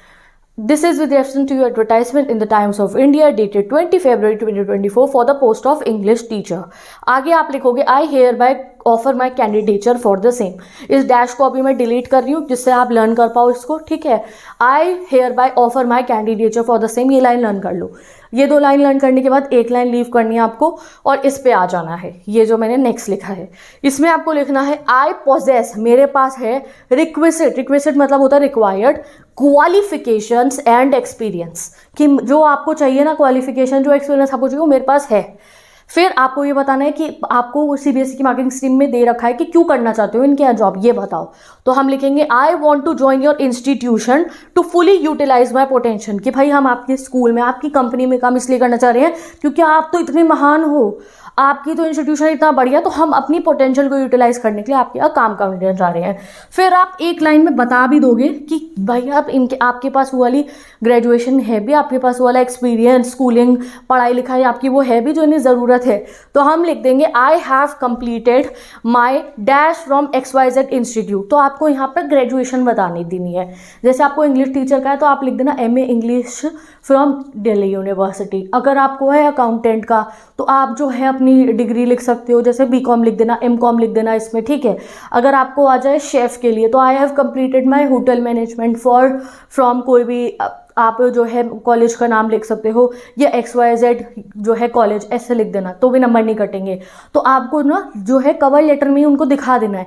आपका कवर लेटर उठाया प्रिंसिपल ने, उसने देखा अच्छा ये मैम तो भैया MA है इंग्लिश में दिल्ली, ठीक है भैया चलो भाई इनको आगे पढ़ते हैं। तो इसलिए हम कवर लेटर में भी थोड़ा सा बता देते हैं कि हमारे पे ये वाले एक्सपीरियंस, हमने ये वाली पढ़ाई कर रखी है, तभी हम जो है क्वालिफिकेशन है हमारी, तभी हम यहाँ पे जॉब करने के लिए आ रहे हैं। तो ये लाइन देख लो, मैंने यहाँ पे 3 डिग्री लिखी है, देखो I have completed BCom BA MBA etcetera. तो जो जो आपको मैं एक चार्ट दूंगी, डिस्क्रिप्शन बॉक्स में पेस्ट कर दूंगी या पिन कमेंट में, वहाँ पे मैंने लिख दिया है भाई कौन सी वाली जॉब के लिए कौन सी वाली डिग्री मेंशन कर सकते हो, ठीक है। आगे ये लाइन लिखनी है, थोड़ा सा मक्खन लगाना होता है कि भाई हम बहुत बढ़िया हैं, तो आपको ये लाइन लिखनी ही लिखनी है। I am young enthusiastic person with good communication skill in English and Hindi. ये बताने हम बहुत यंग है, बढ़िया है, एंथुसियास्टिक है, काम करने में बहुत फुर्ती है हमारे, बढ़िया इंसान है हम, तो भैया हमारे से बढ़िया तो तुम्हें दुनिया में कोई नहीं मिलेगा, ऐसा लिखना होता है एप्लीकेशन। और हमें इंग्लिश और हिंदी पे बढ़िया कमांड है, हमारी बोलने का तरीका हमारा ऐसा है कि कोई भी इंप्रेस हो जाए। लास्ट में आप लिखोगे आई एम एनक्लोजिंग। अगर तुम्हें थोड़ा जो है लेटर्स स्मॉल दिख रहे हैं इस पर, तो मैं अभी साइड हो जाऊंगी, स्क्रीनशॉट क्लिक कर लेना, PDF प्रोवाइड कर दूंगी, बट इसको आप कॉमेंट सेक्शन में टाइप करते रहो। ये मत सोचो इतनी बड़ी टाइपिंग, इतने मैसेज तुमने बहुत बार टाइप करे हैं।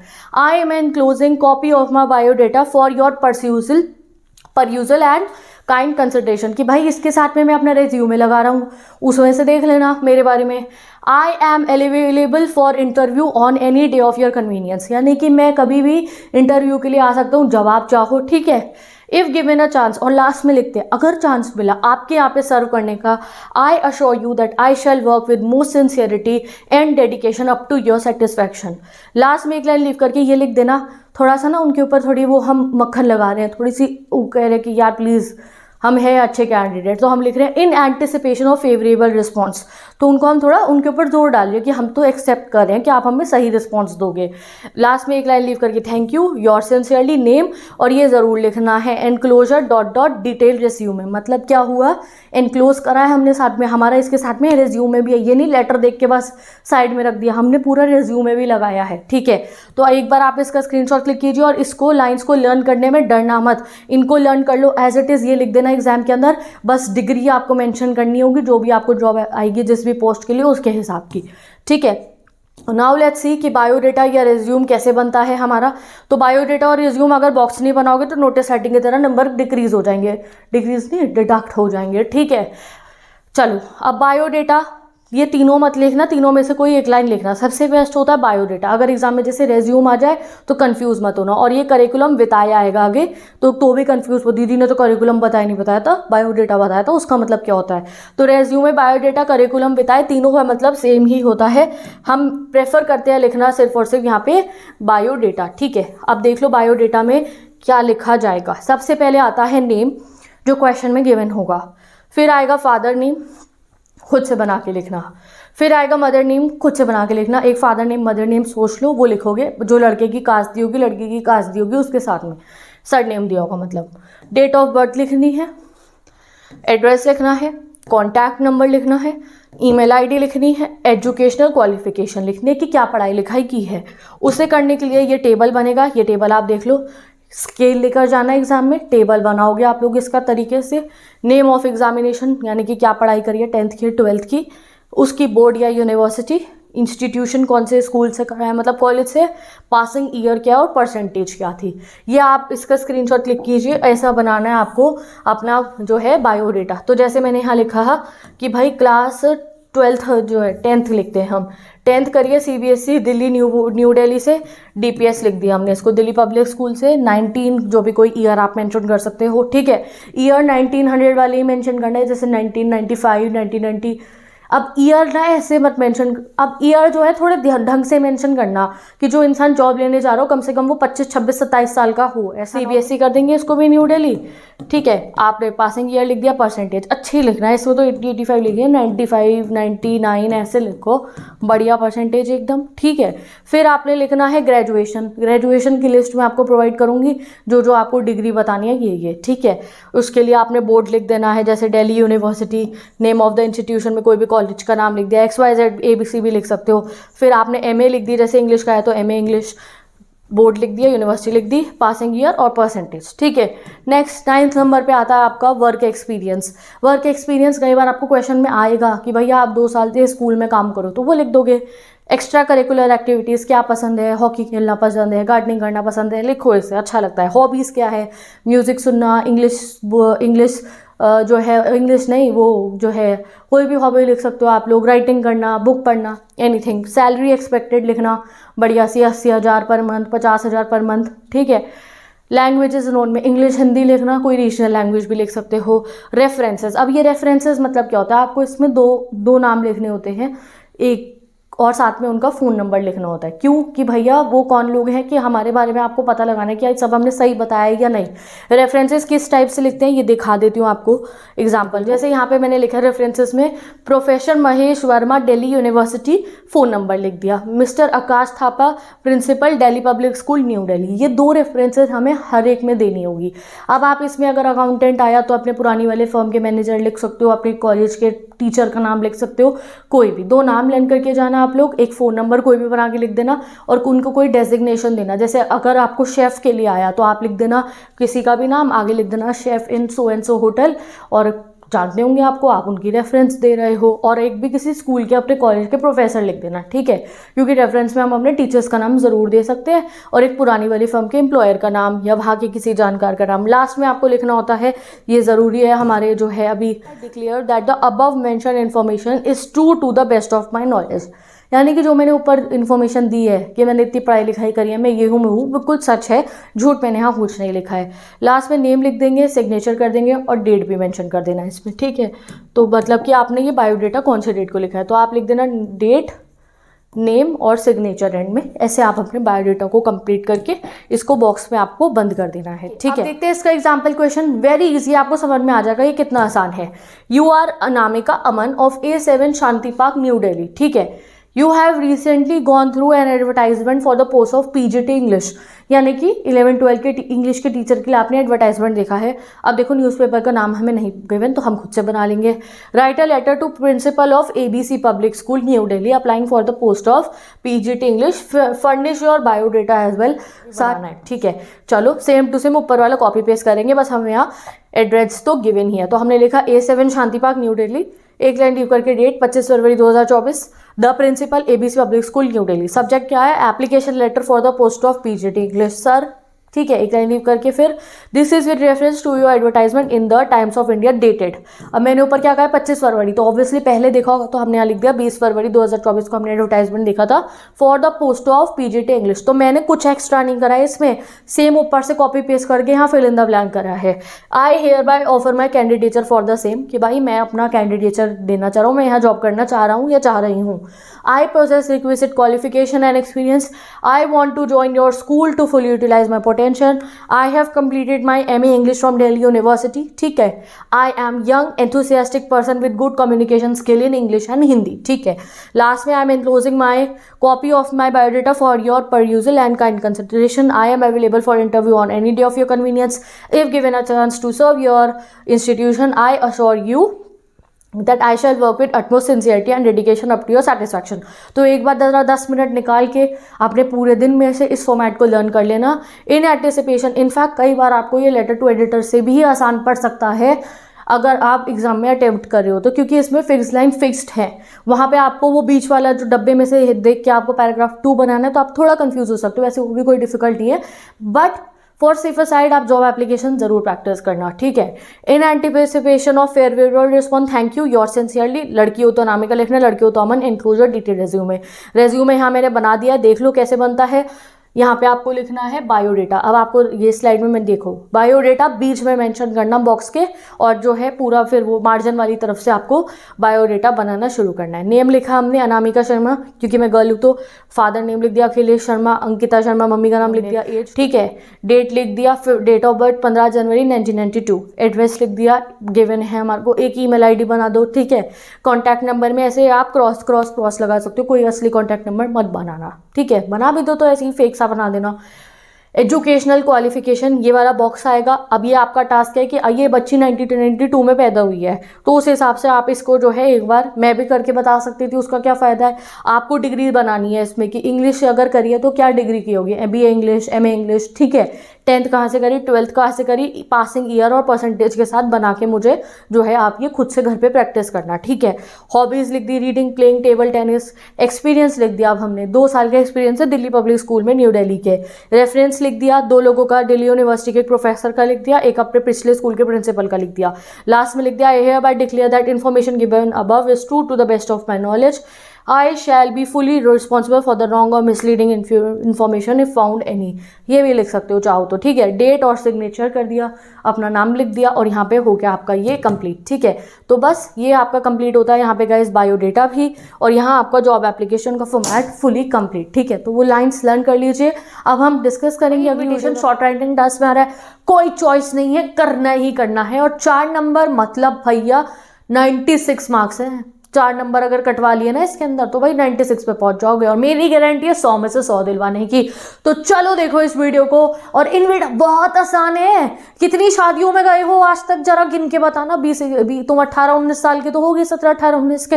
कितनी शादियां खाई हैं अभी तक, कितनी शादियों में गए हो, कितनी बर्थडे पार्टी में गए होगे, ठीक है। कितनी बार स्कूल का एनुअल फंक्शन अटेंड करा होगा, कितनी बार अपने दोस्त को व्हाट्सएप करके फोन पे बोलोगा हाँ भाई मेरा बर्थडे कल जरूर आना है तूने।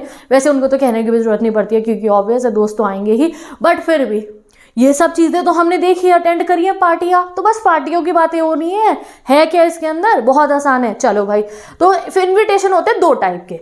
एक होता है फॉर्मल, जो शादी का कार्ड तुम्हारे घर पे आता है वो फॉर्मल इनविटेशन है। जो कभी किसी बच्चा पैदा होता है ना किन्हीं का, वो बड़े खुश होते हैं, जी हमारा छोटा बेबी पैदा हुआ है 1 साल का, नाम है उसका कायरा, लड़की मायरा लड़के का नाम है। वो बड़े अलग अलग से नाम आजकल लगते हैं लोग, ठीक है। बड़े सुंदर सुंदर से नाम बच्चों के हैं। अंश, युवराज बच्चे का नाम है, उसका बेबी होता है, छोटा सा बेबी है 1 साल का, उसका बर्थडे, उसे थोड़ी पता है उसका बर्थडे, बट मम्मी पापा बढ़िया ग्रैंड पार्टी देते हैं। उसका तुम्हारे यहाँ कार्ड छप के आता है। अब हमारे बर्थडे हुआ कौन बना रहा है कार्ड वार्ड, हम तो खुद ही व्हाट्सएप कर देते हैं अपने दोस्तों को, कहते भी नहीं, अपने आप आ जाते हैं सारे। बट वो जब छोटे होते हैं ना, तुम्हारा भी हुआ होगा 1-2 साल में, पेरेंट्स हमारे बर्थडे करते हैं, बड़ी केटरिंग लगा के फंक्शन करते हैं रेस्टोरेंट में, घर पे भी कई बार, तो उसका कार्ड छपवाया जाता था। तो वो वाला कार्ड सीखोगे तुम, तो वो आता है फॉर्मल के अंदर, ठीक है। तो फॉर्मल इनविटेशन क्या होता है, सिंपल। तुम टेक्निकल टर्म्स में क्यों जा रहे हो। जब छप के कार्ड आता है ना घर पे, बहुत सारे लोगों के लिए सेम छपा जाता है, बस ऊपर एनवेलप पे नाम बदल दिए जाते हैं, तो वो होता है फॉर्मल इनविटेशन। बहुत फॉर्मली सबको बुलाया जाता है। और फॉर्मल क्यों होता है वो, क्योंकि वो मास ऑडियंस के लिए है। अब शादी में 1000 लोगों को बुला रहे हो तो 1000 लोगों के क्या लेटर लिख के भेजोगे ना, कार्ड छपवा देना। बर्थडे पार्टी में 100 लोगों को बुला रहे हो तो 100 लोगों को कार्ड में लेटर लेके भेजोगे नहीं, तो एक सिंपल कार्ड छपा दो। तो फॉर्मल में आते हैं कार्ड इनविटेशन शादी पार्टी के। कभी कभी कोई लोग दुकान खोलते हैं, उसमें भी यही आते हैं इनॉग्रेशन का, ठीक है, समझ गए। अब एक फॉर्मल में लेटर भी आता है, बट वो तुम्हारे लिए नहीं है, वो किसी मतलब तुम जब नोन पर्सनैलिटी बन जाओगे तुम्हें भी बहुत आएंगे। जब तुम भी वीआईपी तुम बहुत रिनोन्ड हो जाओगे तो तुम्हें भी हो सकता है स्कूल में चीफ गेस्ट की तरह बुलाया जाए, ठीक है। मेरे को भी आया था एक बारी अपने स्कूल से, अपने शहर के काफ़ी स्कूलों से एज अ चीफ गेस्ट। मैंने भी बहुत एनुअल फंक्शन अटेंड करे हैं, ठीक है। तो वो जो है तुम लोगों को चीफ गेस्ट के लिए आएगा। चीफ गेस्ट को सोलो बुलाया जाता है भाई, चीफ गेस्ट के घर कार्ड नहीं भिजवाया जाता, उनके ऑफिस पे उनके एड्रेस पे कार्ड लिख के नहीं, उनको लेटर लिख के भेजा जाता है। माननीय जी, मैडम जी, सर जी, हमारे एनुअल फंक्शन है, स्पोर्ट्स डे है, आप ज़रूर आना, हमारी दुकान नहीं खुल रही है, शोरूम नहीं खुल रहा है, रिबन कटिंग आपसे करवाएंगे, ज़रूर आना। चीफ गेस्ट को फॉर्मल इन्विटेशन दिया जाता है, लेटर वाला, बस। इनफॉर्मल में क्या है, इनफॉर्मल में शादी हो, ब्याह हो, बर्थडे हो, तुम्हारे अच्छे नंबर की पार्टी रख रहे हो, इनफॉर्मल इनविटेशन दोस्तों को, कजन्स को दिया जाता है इनफॉर्मल लेटर के रूप में। दोस्तों के लिए कोई कार्ड थोड़ी छपवाते हो, क्या करते हो, व्हाट्सएप करते हो। व्हाट्सएप से पहले अभी हम सीख रहे हैं व्हाट्सएप का वाले ज़माने का इनविटेशन राइटिंग नहीं है, ये इनविटेशन राइटिंग में लेटर है। समझ गए। फॉर्मल इनफॉर्मल एग्जाम में लिखा आएगा, फॉर्मल कब लिखना है, इनफॉर्मल कब लिखना है, ठीक है। अब इन्विटेशन राइटिंग जो कार्ड वाला होता है, ये देख लो, सबसे पहले ही आपके लिए बना दिया मैंने। कार्ड वाले इन्विटेशन राइटिंग कुछ ऐसा होता है, ये सब चीज़ें उसमें मेंशन हमें करनी होती है। नेम ऑफ द होस्ट सबसे पहले मेंशन करना होता है कार्ड के अंदर, सेंटर अलाइन में। सेंटर अलाइन मतलब बीच में दिख रहा है ना, बॉक्स के बीच में लिख रहा है, तो तुम भी बीच में लिखना। नेम ऑफ द होस्ट यानी कि जो खर्चा करेंगे, शादी का, ब्याह का, बर्थडे पार्टी का, कोई दुकान खुल रही है तो उसकी जो वो पार्टी दे रहे हो, दुकान खुलने की फर्स्ट डे की एग्जीबिशन हो रही है, तो किसने खर्चा पानी करा है उसको चलाने का, एग्जीबिशन को, ठीक है। Name of the host question में गिवन होगा, नहीं गिवन होगा खुद से बना के लिख देना। Mister and Mrs Sahani, mister and Mrs Arora, mister and Mrs Chopra, ठीक है। नाम लिख देना, अंकिता, अमन, कुछ भी, सो नाम लिख देना। फिर एक लाइन लीव करके आता है स्टैंडर्ड एक्सप्रेशन। स्टैंडर्ड एक्सप्रेशन इतने लिखे हैं यहाँ पे, किसी भी एक को बाय हार्ट लर्न कर लो। स्टैंडर्ड एक्सप्रेशन में लिखा जाता है कि भाई हम आपको बुलाना चाहते हैं इस इवेंट पे, तो बड़ा प्यार से बुलाया जाता है। जैसे आप ये लिख सकते हो, cordially request the pleasure of your company, एक स्टैंडर्ड एक्सप्रेशन है। Solicit your gracious presence, request your benignant presence, invite you to join. मैं तो बड़ा सिंपल लर्न करती थी अपने एग्जाम के लिए, मैंने ये कर रखा था, कॉर्डियली इनवाइट यू टू। अब ये एनुअल फंक्शन में भी लिख सकते हो कॉर्डियली वाला, बर्थडे में भी लिख सकते हो, शादी में भी लिख सकते हो, तो इसे लर्न कर लो। क्योंकि एनुअल फंक्शन में ना ये वाला इतना बढ़िया नहीं जाएगा, वैसे सब चलेंगे, सब में तुम कोई भी लर्न कर लो। चलो, तो इजी करना है इजी करो, मुश्किल करना है मुश्किल करो। Seek the pleasure of your company, cordially request the honour of your present. इसका स्क्रीनशॉट क्लिक कीजिए जल्दी से। ये स्टैंडर्ड एक्सप्रेशन है। सबसे पहले नेम ऑफ होस्ट आया, फिर डालना है स्टैंडर्ड एक्सप्रेशन, जिसका मैंने ऑप्शंस तुम्हें भर भर के दे दिए हैं। हम सिंपल अभी माइंड में रखे cordially invite you to join वाला, ठीक है। उसके बाद एक लाइन लिख करके पर्पस ऑफ इनविटेशन लिखना है। जैसे मैंने लिखा, Mr Ankita and Aman Bhardwaj invite you to join dash. Dash में क्या लिखेंगे आप, पर्पस ऑफ इवेंट। क्या लिखे हम, उनके बच्चे की बर्थडे पार्टी करा रहे, invite you to join birthday party. Birthday party के बाद आप लिखोगे नेम ऑफ द ऑनरी।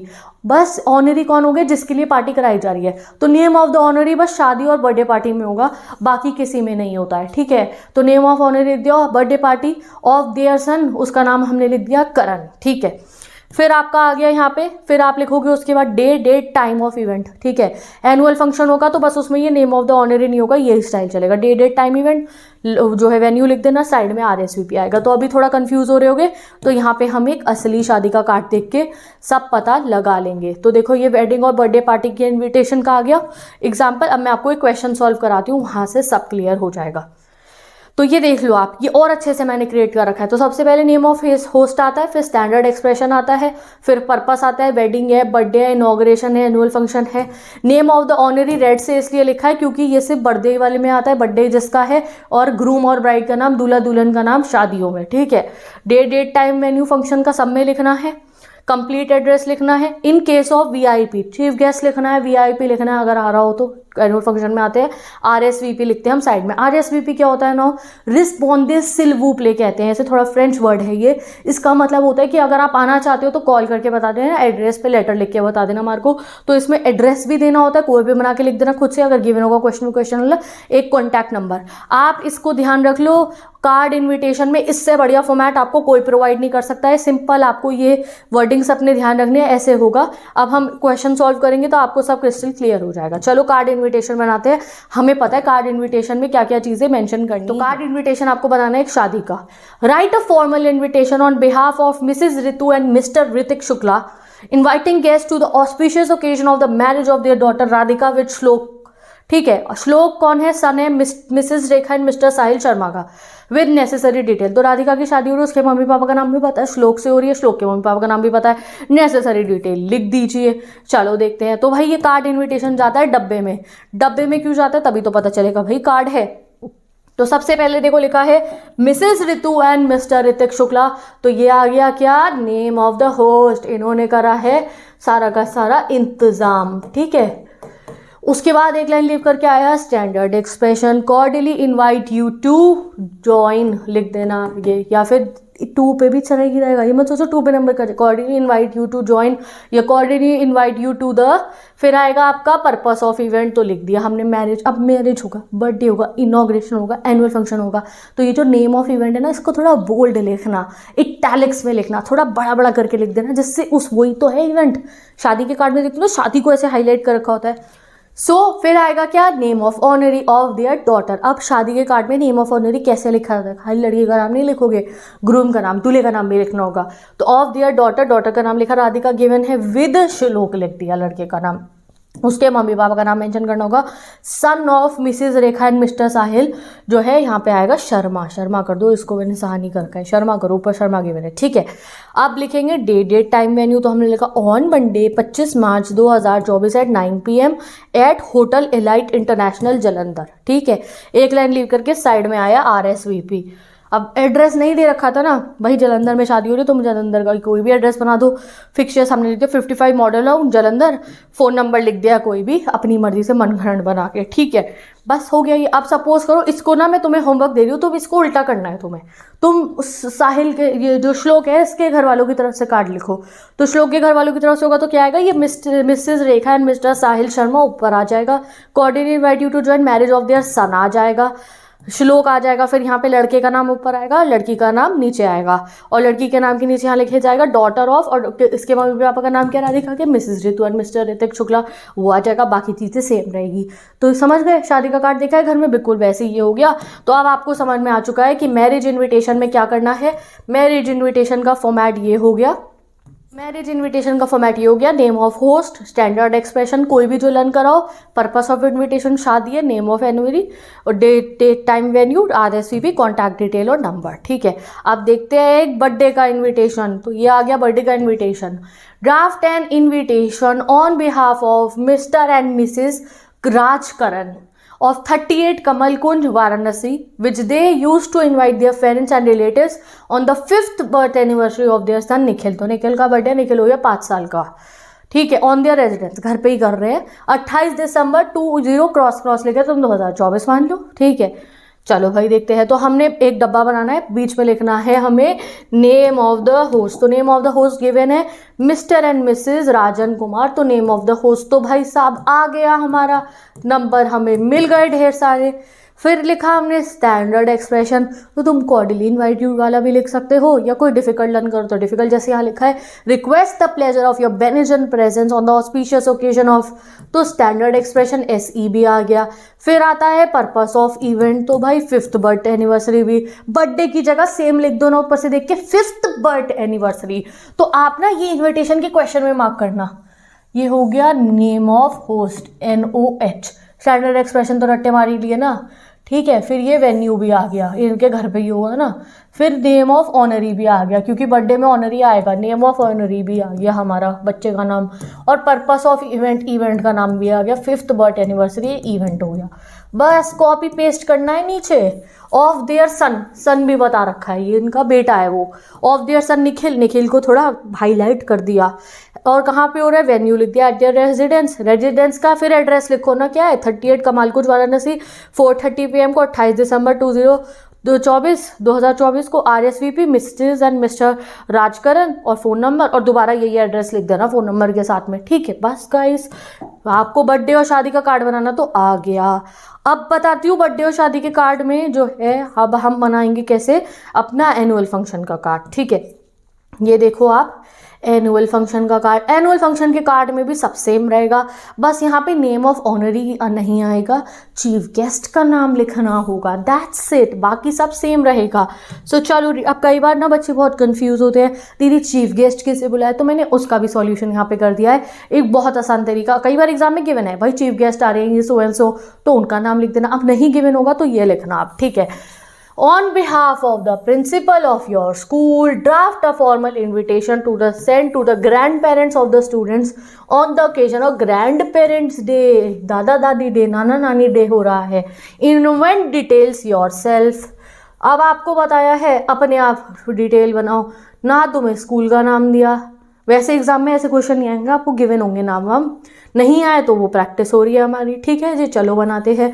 तो सबसे पहले बॉक्स बनाना बहुत जरूरी है, बॉक्स के अंदर करना है इसको ज़रूर से, ऐसा बॉक्स मत बनाना, स्केल लेके जाना, अच्छा बॉक्स बनाना। सबसे पहले आएगा नेम ऑफ होस्ट। तो नेम ऑफ होस्ट स्कूल में कौन होते हैं, ये होते हैं, लिख लो, लर्न कर लो।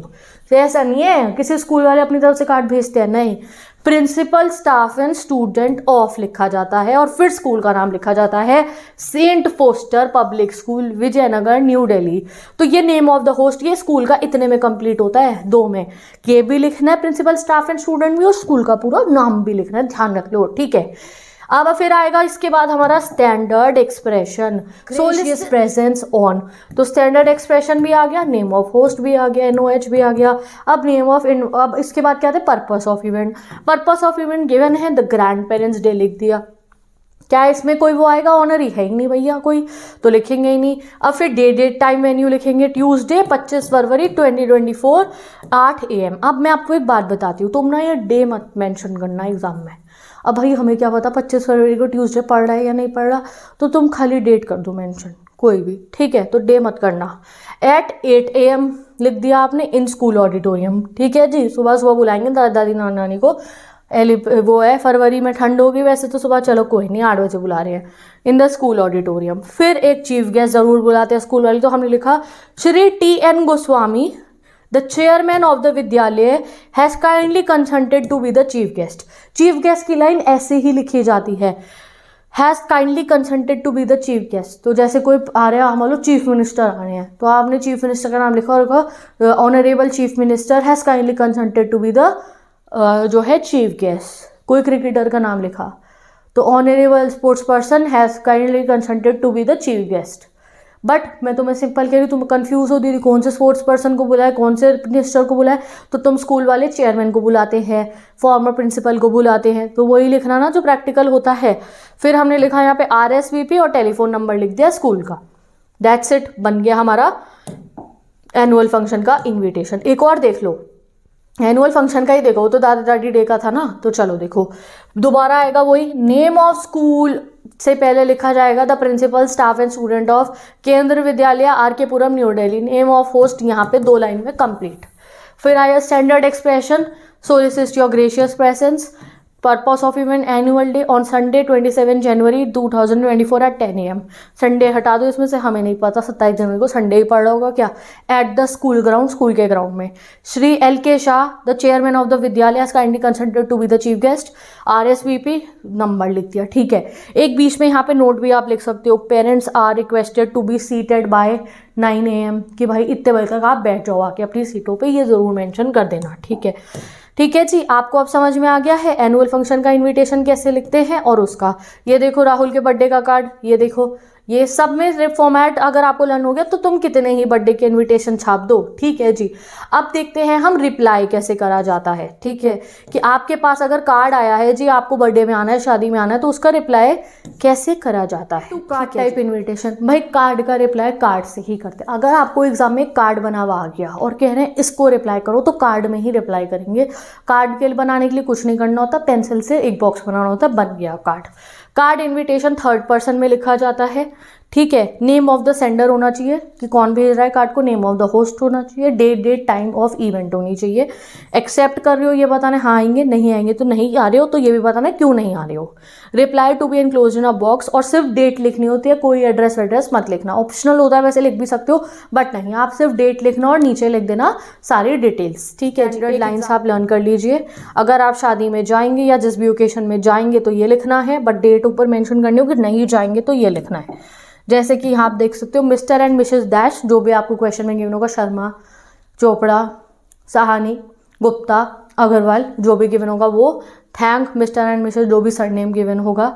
For their kind invitation to the occasion लिखना है, बर्थडे तो बर्थडे, शादी तो शादी। ठीक है, ऑन डेट लिख देनी है, कोई भी टाइम लिख देना है, वेन्यू लिख देना है, और लास्ट में आप लिखोगे they would like to accept the invitation and confirm their participation in the marriage function, birthday function and जो भी फंक्शन होगा उसमें। और यहाँ पे डेट आप लिख दोगे। ठीक है, तो यहाँ पे डेट अगर तुमने 20 फरवरी लिखी है तो यहाँ पे डेट ओकेजन की 19 फरवरी मत लिख देना, भाई पहले ही तो बताओगे पार्टी में आ रहे हो, पार्टी हो चुकी होगी तब कहोगे हमारे, नहीं ना।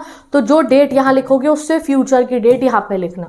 और अब देखते हैं अगर मना करोगे आप तो ये जाएगा Mr and Mrs Sharma thank Mr and Mrs Shukla, जैसे वो हमने ऊपर कार्ड देखा था ना, for their kind invitation to the marriage of their daughter Radhika on, date लिखी हमने 25 फरवरी एट 25 फरवरी अगर हम लिख रहे हैं तो हम लिखेंगे 1 मार्च, एट टाइम लिख दिया 9 PM एट कोई भी होटल एलाइट, ठीक है। However they express their inability to be present on the occasion due to prior engagement. अब इसमें बच्चे के बर्थडे का भी हो सकता है, जैसे Mr and Mrs dash thank Mr and Mrs dash for kind invitation to the occasion of their birthday party of their son Nikhil on, कोई भी डेट टाइम वेन्यू लिखा। हाउ एवर दे रिग्रेट कि वो आ नहीं पाएंगे, ठीक है। तो बस आपको इसमें फिल इन द ब्लैंक करना है, जो नाम दे रखा होगा होस्ट का, ओकेजन क्या है, डेट टाइम खुद से बना के, वेन्यू खुद से बना के, और आओगे तो ये वाली लाइन लिखनी है, नहीं आओगे तो ये ऊपर बस यहाँ पर डेट लिख देना और ऐसे बॉक्स में बंद कर देना। हो गया कार्ड इन्विटेशन का रिप्लाई। बस जी अब 2 मिनट वेट करते हैं और फिर हम आते हैं formal invitation letter type formal invitation कैसे लिखा जाता है। इन्विटेशन फॉर्मल वाला और इनफॉर्मल, मैंने तुम्हारे लिए इतना आसान कर दिया गाइस, तुम्हें कुछ नहीं करना, तुम्हें लर्न करना है बस। कमेंट सेक्शन ओपन करना और साथ के साथ में जो मैं बता रही हूँ टाइप करते रहो। ये इन्विटेशन लेटर टाइप आपके दिमाग में बस जाएगा। और एग्जाम में कार्ड वाले आने के चांसेस तो कम होते हैं, ये ज़रूर आता है आपके एग्जाम में letter type invitation, chief guest को बुलाने वाला। आपका प्रूफ है आपका बोर्ड एग्जाम पिछले सालों के कि लेटर टू जो है ना चीफ गेस्ट को भेजने वाला वो बहुत बार आता है, चीफ गेस्ट के एक्सेप्ट करने वाला भी बहुत बार आता है और डिक्लाइन करने वाला भी। तो फॉर्मल लेटर टाइप इन्विटेशन बहुत इंपॉर्टेंट है, तो इसे देखते हैं। बल्कि मुझे ये पहले पढ़ा देना चाहिए था, शायद मैं वीडियो में शॉर्ट करके इसे पीछे भी कर सकती हूँ, ठीक है, इसे स्टार्टिंग में लगा दूँ, बट चलो वो भी पढ़ना ही है, ऐसा नहीं है कि वो नहीं पढ़ना। तो चलो देखते हैं लेटर टाइप इन्विटेशन किसे लिखा जाता है। सिर्फ चीफ गेस्ट को लिखा जाता है। जी हमारा स्कूल में एनुअल फंक्शन है, हमारी नई दुकान खुली है, हमारे कोचिंग का इनॉग्रेशन है, ग्रैंड पेरेंट्स डे है, इन्वायरमेंट डे हमारे स्कूल में, आ जाइए जी, एनुअल फंक्शन है, आ जाइए। आओगे तो बता दो आओगे या नहीं आओगे, ठीक है। सबसे पहले आता है सेंटर एड्रेस, स्कूल में होगा स्कूल का पता, ठीक है, शहर का नाम, एक लाइन लीव करके डेट लिखोगे, एक लाइन लीव करके रिसीवर का एड्रेस लिखोगे। जो क्वेश्चन पेपर में गिवन होगा, आपको बताया गया होगा इन्हें बुलाना है, तो उनका नाम लिखोगे आप, उनके डेजिग्नेशन कौन है वो, जैसे आपको लिखने को आया कि आप बुला रहे हो अपने म्यूनसिपैलिटी के, आप अपने जो है शहर के मेयर को बुला रहे हो, तो उनका नाम लिखोगे, मेयर लिखोगे, सिटी नेम लिखोगे, ठीक है। सब्जेक्ट लिखोगे फिर एक लाइन लीव करके और यही सब्जेक्ट लिखना। Invitation to preside over dash, invitation to preside over dash, invitation to preside over dash आप लर्न कर लो। बर्थडे आया तो बर्थडे में नहीं बुलाते हैं चीफ गेस्ट को, स्कूल की तरफ से आता है। एनुअल फंक्शन आया तो एनुअल फंक्शन, स्पोर्ट्स डे आया तो स्पोर्ट्स डे, एल्यूमिनाई मीट आया तो एल्यूमिनाई मीट, जो भी होगा, ठीक है। फिर एक लाइन लीव करके सर या फिर मैडम, अगर आपको ऊपर मैम का नाम दिया गया होगा तो मैम लिखना। तो सेंडर एड्रेस गिवन होगा क्वेश्चन में, डेट खुद से लिखना, रिसीवर एड्रेस गिवन होगा देख के लिखना, सब्जेक्ट मैंने लाइन रटवा दी है, invitation to preside over dash, जो इवेंट होगा क्वेश्चन पेपर में से देख के फिल कर देना, एक लाइन लीव करके सर या मैडम सैल्यूटेशन लिखना और बॉडी में ये लाइन लर्न कर लो, दैट्स इट। ये लिखना है आपको। It gives us immense pleasure to inform you that dash is celebrating, यहाँ पे ऑर्गेनाइजेशन का नाम लिखना है कि आपका स्कूल सेलिब्रेट कर रहा है तो स्कूल का नाम लिखना। जैसे मैंने कहा कि ABC पब्लिक स्कूल में हो रहा है एनुअल फंक्शन, आप मिस्टर राहुल कुमार को बुलाइए जो आपके शहर के मेयर हैं स्कूल में आने के लिए, ठीक है। तो बनाते हैं इसको, साथ के साथ पे समझ लर्न भी कर लेते हैं। तो इसको टाइप करो कॉमेंट सेक्शन में। It gives us immense pleasure to inform that ABC public school is celebrating, क्या कर रहे हैं हम, एनुअल फंक्शन, ठीक है। ऑन डेट लिख दो, डेट अगर ऊपर 25 फरवरी डाली थी तो यहाँ बाद की लिखना, ये नहीं वहाँ 25 तारीख को तुम लेटर लिख रहे हो और भैया एनुअल फंक्शन करा दिया कि वो तो 1 जनवरी को हो गया था, नहीं, तो फ्यूचर की डेट लिखना। यहाँ हमने लिख दिया 1 मार्च या 2 मार्च कर दो, 2 मार्च 2024 को एनुअल फंक्शन है। एट टाइम लिख दिया, टाइम बताना होगा किस समय है, एट हमने लिख दिया 10 AM। एट वेन्यू लिखना है क्या, एट स्कूल ऑडिटोरियम, पता है भैया ये स्कूल है तो उसका ऑडिटोरियम। फिर आप ये लाइन लिखोगे, we shall consider it a great honour if you could grace the occasion as the chief guest, हमें बहुत अच्छा लगेगा अगर आप आएंगे as a chief guest. And preside over the function and give away the prizes, कि आप आओ प्रिसाइड करो फंक्शन को, प्राइजेस दो। Kindly confirm your availability at the earliest, अगर आप आना चाहते हो तो काइंडली हमें जल्दी बताइए। Looking forward to hearing from you, ये एक लाइन लीव करके लिखना, फिर एक लाइन लीव करके लिखना thank you yours sincerely name, ठीक है। तो ये थैंक यू और योर, अब मैं यहाँ पे ना वो लगाऊंगी जो है एक एरोज, आपको उससे पता चल जाएगा कहाँ कहाँ पे लाइन लीव करनी है। जहाँ मैंने एरो नहीं लगाया मतलब वहाँ लाइन लीव नहीं होगी, समझ गए। सेंडर एड्रेस के बाद लाइन लीव करके डेट, डेट के बाद लाइन लीव करके रिसीवर का डेजिग्नेशन और उसका एड्रेस, फिर एक लाइन लीव करके सब्जेक्ट, एक लाइन लीव करके सैल्यूटेशन, एक लाइन लीव करके बॉडी शुरू करनी है। बॉडी के बाद भी ये जो ये वाली लाइन है looking forward to hear from you, इसमें भी एक लाइन लीव कर देना, सुंदर लगता है। फिर एक लाइन लीव करके थैंक यू, थैंक यू के बाद एक लाइन लीव करके योर सिंसियरली और अपना नाम। योर सिंसियरली और नाम के बीच में कभी गैप मत छोड़ना लाइन का, किसी में भी याद रख लो। योर सिंसियरली के नीचे आप जो भी लिखोगे उसमें लाइन मत लीव करना, योर सिंसियरली पे से पहले जो थैंक यू होता है उसमें लाइन लीव होती है, समझ गई। ये स्टैंडर्ड फॉर्मेट है, इसका स्क्रीनशॉट क्लिक कर लो, ये आता ही आता है पेपर में, हमारे 4 नंबर पक्के हैं इस फॉर्मेट से तुम्हारे। Okay, so here is the replies also, अब आप इसे रीड कर लो, आप समझ चुके हो, मैंने आपको स्टैंडर्ड फॉर्मेट बता दिया, you just have to learn it. तो ये देख लो, सेंडर का एड्रेस क्वेश्चन में गिवन होगा, एक लाइन लीव करके डेट, ये रिप्लाई है, अगर लेटर पहुंच गया चीफ गेस्ट पे तो वो रिप्लाई करके बताएंगे आएंगे या नहीं आएंगे। तो ठीक है, मैं एक एक डिटेल बता रही हूँ आप लोगों को, हो सकता तो मैं स्लीव कर देती, आपको चीफ गेस्ट का रिप्लाई नहीं सिखाती, बट नहीं भाई, चीफ गेस्ट का रिप्लाई तो पूछा जाता है एग्जाम में, तो वो फॉर्मेट तो बताना ज़रूरी है।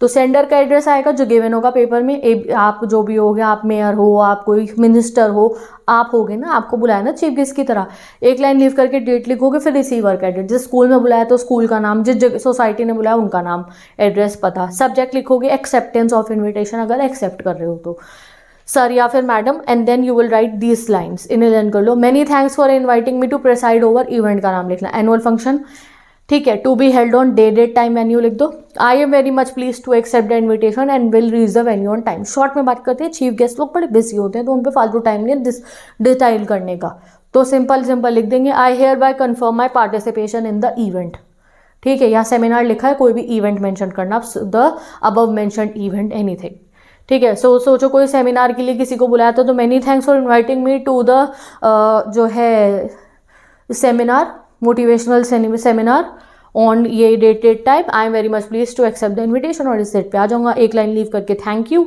एक लाइन लीव करके योर सिंसियरली और सिग्नेचर, चीफ गेस्ट जी ने रिप्लाई कर दिया, ठीक है। अब अगर चीफ गेस्ट जी मना कर रहे हैं तो क्या लिखोगे, वही sender address, date, receiver address, और सब्जेक्ट पे लिख दोगे inability to accept the invitation, जी सॉरी जी नहीं आ पाएंगे, हमने जो मेयर को भेजा ना राहुल कुमार जी को, वो नहीं आ रहे हैं हमारे एबीसी पब्लिक स्कूल के एनुअल फंक्शन में, तो हमें लिखेंगे many thanks for inviting me to preside over annual function of ABC public school to be held on 1 March था ना, टाइम क्या बताया था, 2 बजे बताया था, 9 से 2 जो भी टाइम बताया था, venue at school play ground, school auditorium. However I regret to say I will be unable to accept the invitation because of prior engagement, जी बिजी हैं पहले से। Wish you the very best in this endeavour, बढ़िया हो आपका annual function, एक line leave करके thank you yours sincerely, signature हो जाएगा राहुल कुमार, नाम लिखा जाएगा राहुल कुमार, मेयर अब ने मना कर दिया हम नहीं आ रहे, ठीक है जी। चलो भैया, अब यहाँ पे आपका फॉर्मल इन्विटेशन कंप्लीट, मैंने फॉर्मल कार्ड भी बता दिया, कार्ड का रिप्लाई भी बता दिया, फॉर्मल लेटर भी बता दिया, लेटर का रिप्लाई भी, ये सब स्लाइड्स का PDF बना के अपलोड कर दूंगी आप लोगों के लिए, आप वो डाउनलोड कर सकते हो, इंस्टाग्राम पे अपलोड कर दूंगी, जिससे स्क्रीनशॉट अगर क्लिक नहीं करे थे तो आप लर्न कर लोगे, बस ये लर्न कर लो। फॉर्मेट आपको कुछ करने की जरूरत नहीं है, बस एग्जाम में date time of event, sender address, receiver address देख के कॉपी पेस्ट कर देना। इन्विटेशन राइटिंग का इनफॉर्मल वाला पार्ट जो दोस्तों को लिखा जाता है और प्यारे प्यारे भाई बहनों को लिखा जाता है, कजिन्स को, ठीक है। तो फॉर्मल इन्विटेशन नहीं देखा है तो उसकी वीडियो देख लो, और देख कर आ चुकी हो तो चलो इनफॉर्मल जल्दी से कंप्लीट कर लो, और 1 शॉट में देख रहे हो तो चलो देखते रहो। चलो जी देखते हैं हम। इनफॉर्मल इनविटेशन ऑर्डिनरी लेटर का पैटर्न फॉलो करता है, जो तुम्हें पता नहीं होगा ऑर्डिनरी लेटर में ऐसा क्या ऑर्डिनरी सा होता है। तो ऑर्डिनरी लेटर में या इनफॉर्मल इनविटेशन लेटर में बस एक चीज़ याद रखनी है, उसमें से तुम हटा दो रिसीवर का एड्रेस और उसमें से तुम हटा दो सब्जेक्ट, बन गया हमारा वो जो है इनफॉर्मल लेटर का इनविटेशन। और बस जो रिस्पेक्टेड मैम और सर तो हम अब लिखते ही नहीं, सर मैडम लिखते हैं, बस उसकी जगह डियर लिख देना, डियर कज़न, डियर जो भी आपको नाम गिवन होगा। बस लास्ट में योर सिंसियरली की जगह योर्स अफेक्शनेटली आ जाता है, दैट्स इट। तो अब आपको कोई भी इवेंट आएगा, I am extremely happy to invite you to the home house warming party आता है कई बार, हाउस वार्मिंग पार्टी आपकी नए घर में शिफ्ट हुए हो, ऑन कोई भी डेट लिख दी, ऑन 25 फरवरी आपने लेटर लिखा 22 फरवरी को, 25 फरवरी की आपके हाउस वार्मिंग पार्टी है, ठीक है। तो हाउस वार्मिंग पार्टी घर पे होती है, तो एट माई रेजिडेंस लिख दो, we shall have great fun together, do join us for the house warming party celebrations, yours affectionately Karan. ठीक है जी, समझ गए। ये 3 चंद लाइनें लर्न करनी है और आपको, और आप कोई भी इनविटेशन लिख सकते हो इनफॉर्मल वाला। सेंडर का एड्रेस क्वेश्चन गिवन होगा, डेट लिख देना खुद से, नाम गिवन होंगे रिसीवर के भी, एड्रेसर के भी।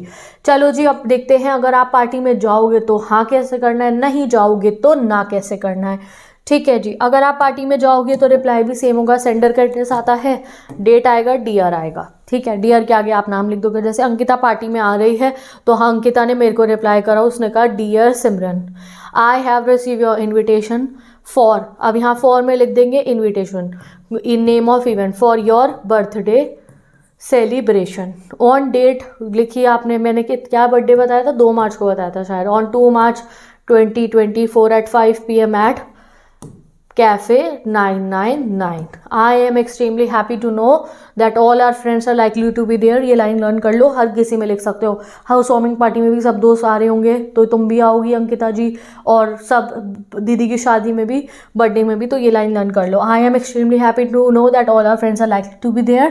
I would like to confirm my participation. Looking forward for the momentous occasion. ठीक है, अब अंकिता रिप्लाई करेगी करण को, डियर करण, मैं तुम्हारी दीदी की शादी में आऊँगी। तो उसने लिखा dear Karan, I have received your invite, इसके बाद एक लाइन जाएगी डियर के बाद। ठीक है, आई हैव जाएगी मतलब लीव होगी। आई have receive your invitation for your sisters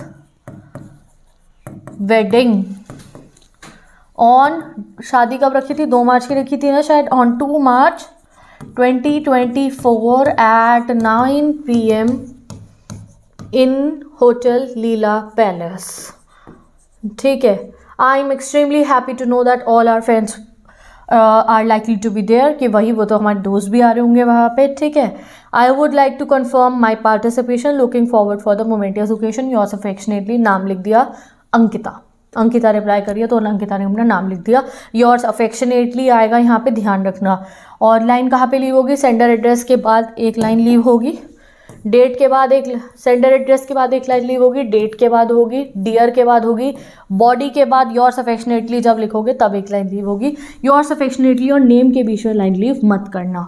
ठीक है, अब अगर आप पार्टी में नहीं जाओगे तो कैसे बताना है अपने दोस्त को, तो ये पढ़ लो, एड्रेस वो तो सेम ही रहेगा रिफ्यूज़ल में जो फॉर्मेट है, बस बीच में लिखेगा जाएगा आई have received your invitation for event. Event में इवेंट का नाम लिख देंगे, डेट लिखना है, टाइम लिखना है, वेन्यू लिखना है। ठीक है, however regret my ability to be with you on this happy occasion as I have an official tour during that week। तो ये लर्न करो बहाना, क्या भाई दोस्त को प्रायर एंगेजमेंट नहीं कह सकते हो, दोस्त को तो भाई सॉलिड बताना पड़ेगा, यार मैं इसलिए नहीं आ पा रहा हूँ वरना मैं आना चाहता हूँ, तो हम लिख देंगे ड्यू टू ऑफिशियल टूर, कोई काम का टूर है मेरा, during that week I will not be able to attend the function, my best wishes and regards, yours affectionately name. तो भाई अंकिता करण की बहन की शादी में नहीं जा रही है, तो उसने लिखा dear Karan, I have received your invitation for your sister's wedding. ठीक है, on 2 March 2024 at 9 PM at hotel Leela Palace. However, regret my ability to be with you, क्योंकि मैं बिजी हूँ। योर्स अफेक्शनेटली नेम हो गया। अगर वो मेरे को अंकिता मना करती है कि मेरे बर्थडे में नहीं आएगी, तो वो लिखेगी यहाँ पे डियर सिमरन। ठीक है, तो उसने लिखा यहाँ पे dear Simran, I have received your invitation for your birthday party on 2 March 2024 at 5 PM at Cafe 999. However, I regret my ability, क्योंकि मैं तो जा रही हूँ टूर पे, I will not be able to attend the function. My best wishes and regard, yours affectionately, name and event। तो भाई इससे आसान कोई तरीका हो सकता है रिप्लाई करने का। अब तुम्हें कुछ नहीं करना है, तुम्हें बस इस स्टैंडर्ड फॉर्मेट में एग्जाम के क्वेश्चन पेपर में से देख के इवेंट का नाम लिखना है, शादी तो शादी, बर्थडे तो बर्थडे, डेट लिखनी है, टाइम लिखना है और एक वेन्यू का नाम लिखना है जो भी क्वेश्चन में गिवन होगा। बाकी सब कॉपी पेस्ट हो जाएगा। डियर जो भी ये सब तो गिवन होगा, फॉर्मल एड्रेस जो है, सेंडर का एड्रेस भी, किसको लिख रहे हो आप, सब कुछ गिवन होगा। तो मैंने कर दिया तुम्हारे काम को सुपर ईजी। अब तुम्हारा काम है कि इन वीडियोज़ को अच्छे से देख लो, और अगर तुम्हें इन स्लाइड्स के नोट्स चाहिए तो या तो मेरे इंस्टाग्राम पे जाके मुझे फॉलो करो, वहाँ पे जाके आपको सारे नोट्स मिल जाएंगे। और अभी जो है मैं आपको जो है PDF फॉर्म प्रोवाइड कर दूंगी, जिससे तुम अपना टाइम वेस्ट ज़्यादा ना करो।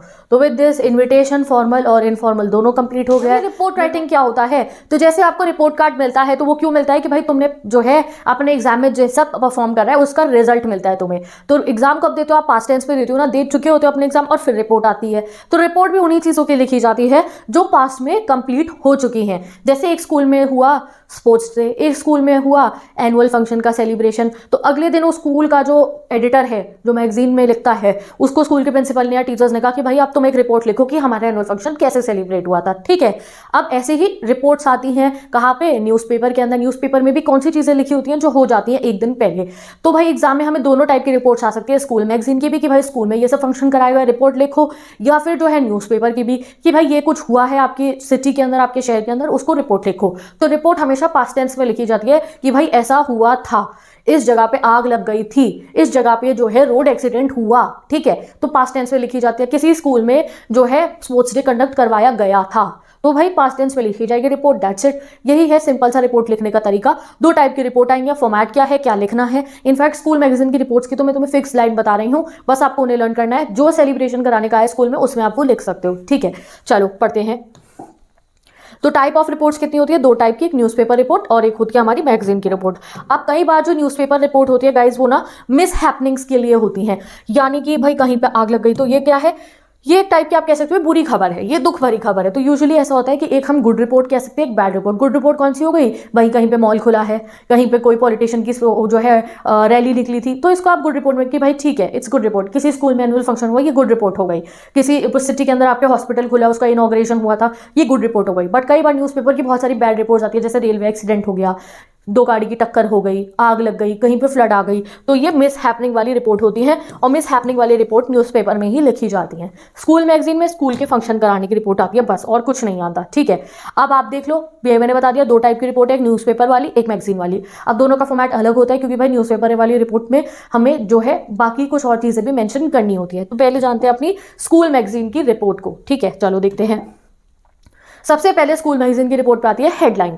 हेडलाइन में आपको क्वेश्चन में से देख के लिख सकते हो, जैसे अगर आपको गिवन हो एनुअल फंक्शन ऑर्गेनाइज कराया था ABC पब्लिक स्कूल में, तो आप लिख दो कि annual function ABC public school.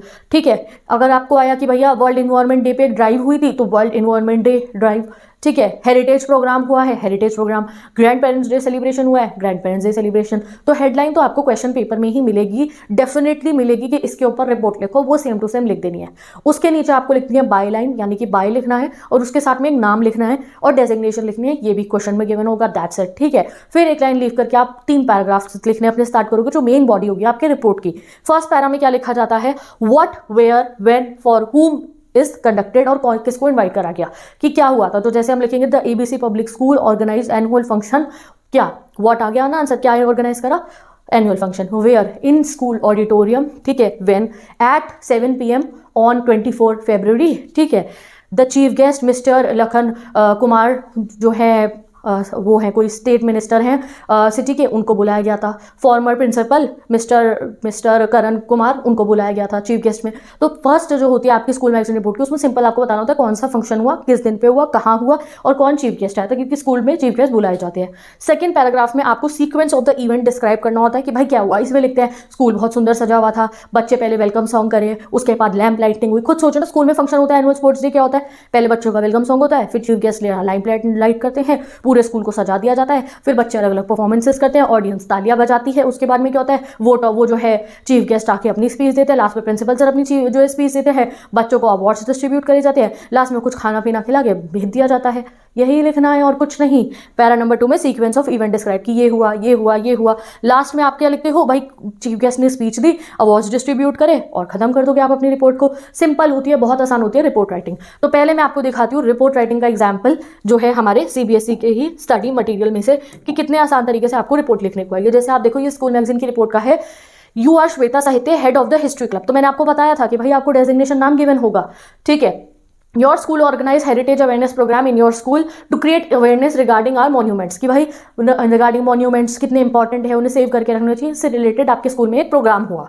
तो बस आपने जो है रिपोर्ट लिखनी शुरू कर देनी है। तो अब रिपोर्ट को ऐसे बॉक्स में बंद मत करना, कोई बॉक्स में बंद नहीं होती है, ये बस ऐसे फॉर्मेट में तुम्हें दिख रहा है, सिंपल लिखी जाती है रिपोर्ट, कोई डब्बा नहीं बनाना रिपोर्ट में। सबसे पहले आप सेंटर अलाइन करके मतलब बीच में बिल्कुल पेज के लिखोगे हेरिटेज अवेयरनेस प्रोग्राम, क्योंकि वो क्वेश्चन में गिवन है your school organize heritage awareness program. ये देखना ऑर्गेनाइज के आगे क्या लिखा है, जो चीज ऑर्गेनाइज कराई गई हो वो लिख देना। हमने लिख दिया। नीचे आप लिखोगे बाय श्वेता, लड़कियां लिखेंगी, साहित्य लड़के लिखेंगे। और अब जो सीबीएसई का फॉर्मेट है उसके अकॉर्डिंग आप यहाँ इसके आगे ना ये भी लिख देना श्वेता, और श्वेता के साथ में लिख देना हिस्ट्री क्लब की जो है हेड ऑफ हिस्ट्री क्लब, ठीक है। साहित्य head of history club, designation भी मेंशन कर देना, ठीक है। उसके बाद ये देखो आप, ये तो आपने एक्सप्लेन कर रखा है क्या हुआ, कब हुआ, कैसे हुआ। जैसे देखो हेरिटेज, मैंने आपको क्या कहा, आपको बताना है व्हाट वाज ऑर्गेनाइज, तो यहाँ लिख दिया heritage awareness program was organized by the history club of ASN public school Janakpuri Delhi on में कोई भी डेट लिख दो, हमने लिख दी 22 फरवरी 2024। टाइम लिखा from 10 AM to 2 PM in the school auditorium. क्या ऑर्गेनाइज हुआ, कि कहाँ ऑर्गेनाइज हुआ और किस डेट पे हुआ, टाइम पे, वो सब लिख दिया। What where, when and whom. The school was well decorated with posters of various historically important monuments. को अब अगर मॉन्यूमेंट्स पे आया तो भाई आप लिखना स्कूल को मॉन्यूमेंट्स के पोस्टर से डेकोरेट करा। अगर वो आया ना क्लीनलीनेस ड्राइव की भैया अर्थ को बचाओ, साफ सुथरा रखो, तो the school was decorated with poster with depicting cleanliness of surround environment. अगर आया और पॉल्यूशन के ऊपर कोई ड्राइव हुई थी, कोई मीटिंग हुई थी तुम्हारे स्कूल में, the school was decorated with posters depicting how to save environment, how to save water, how to follow traffic rules. तो भाई स्कूल में पोस्टर लिख देना, ये लाइन लर्न कर लो कि इस टाइप के पोस्टर पूरे स्कूल में भर दिए गए। फिर एक लाइन लीव करके आपको वो जरूर बताना है, नहीं इस पे लाइन वाइन लीव मत करना, ये इसके साथ भी कंटिन्यू कर सकते हो कि कौन आए थे चीफ गेस्ट। तो mister Deen Dayal, dean of history department of JNU was the chief guest, ठीक है, कि उनको चीफ गेस्ट की तरह बुलाया था। Around 2000 students and parents attended the program. भैया कितने लोगों ने अटेंड करा, ये लिखो। फिर आपको सीक्वेंस ऑफ इवेंट बताना है। सीक्वेंस ऑफ इवेंट मैंने बताया ना, शुरुआत कैसे होती है प्रोग्राम की, ऐसे बताते हैं। तो program began by lightning of the ceremonial lamp by the chief guest. Chief guest ने लैम्प जलाया। After that skit was presented by the students of class 11 showing the importance of our heritage and monuments. अब ऐसे आपको drive पे बहुत सारा आ सकती हैं कि इंग्लिश स्पीकिंग ड्राइव हुई आपके स्कूल में, आपके स्कूल में जो है कोई ऐसी ड्राइव हुई है जहाँ आपको रीडिंग की इंपॉर्टेंस के ऊपर ड्राइव मतलब क्या, एक इवेंट है, उसमें लोगों को बताया जा रहा है ये काम जरूर करो आप। तो तब आप लिख देना ऐसे, after that skit was presented bye student of class 11 showing the importance of reading books. तो ये लाइन लर्न कर लो कि इन स्टूडेंट्स ने ये स्किट दिखाई शोइंग इंपॉर्टेंस ऑफ के आगे वही लिख देना जो क्वेश्चन में गिवन होगा, जो आपका ये टाइटल होगा कि इसके रिलेटेड हुआ। पोस्टर में भी मैंने आपको क्या कहा है, पोस्टर लगा दिए स्कूल में किससे रिलेटेड, यही लिख देना टाइटल अपना कि इससे रिलेटेड पोस्टर लगा दिए स्कूलों में। The history club presented an engrossing documentary giving brief detail of 100 monuments from different parts of India. तो ये भी लिख देना, the students depicted a documentary regarding, वही टाइटल लिख देना दोबारा कि डॉक्यूमेंट्री भी इसी टाइटल पे दिखाई गई। इन द एंड, अब लास्ट में ये वर्ड मेंशन करना, जैसे स्टार्टिंग में हमने लिखा प्रोग्राम बिगेन बाय, अब जब खत्म करोगे तो लिखना इन द एंड। लास्ट में क्या हुआ, the chief guest gave very motivating speech about the role of youth in preserving national heritage. The principal presented vote of thanks after which light refreshment was serve. कि भैया principal sir ने भी vote of thanks दिया और फिर बच्चों को कुछ खाना खिलाया गया। कितना आसान लैंग्वेज लिखी है, ये डायरेक्ट सीबीएसई की स्टडी मटेरियल में है। आप इतनी आसान भाषा में भी अगर सही बात लिखोगे तो आपको फुल मार्क्स मिलेंगे। अब यहाँ से मैंने आपको क्या कहा है कि आप ये लाइन लर्न कर लो, स्कूल वॉज वेल। पता है आपको आर्टिकल से काफी असर पड़ेगा रिपोर्ट राइटिंग एग्जाम में, क्योंकि इसमें फिक्स लाइन बन सकती है। आर्टिकल में कोई फिक्स लाइन मैं आपको नहीं बता सकती हूँ कि भैया ये लिख देना, इसमें बन सकती है। तो इसमें ये फिक्स लाइन लर्न करो, the school was well decorated with posters of dash. Dash में आप क्या लिखोगे मैंने आपको बता दिया है, जो भी इवेंट होगा उससे रिलेटेड पोस्टर बना देना, ठीक है।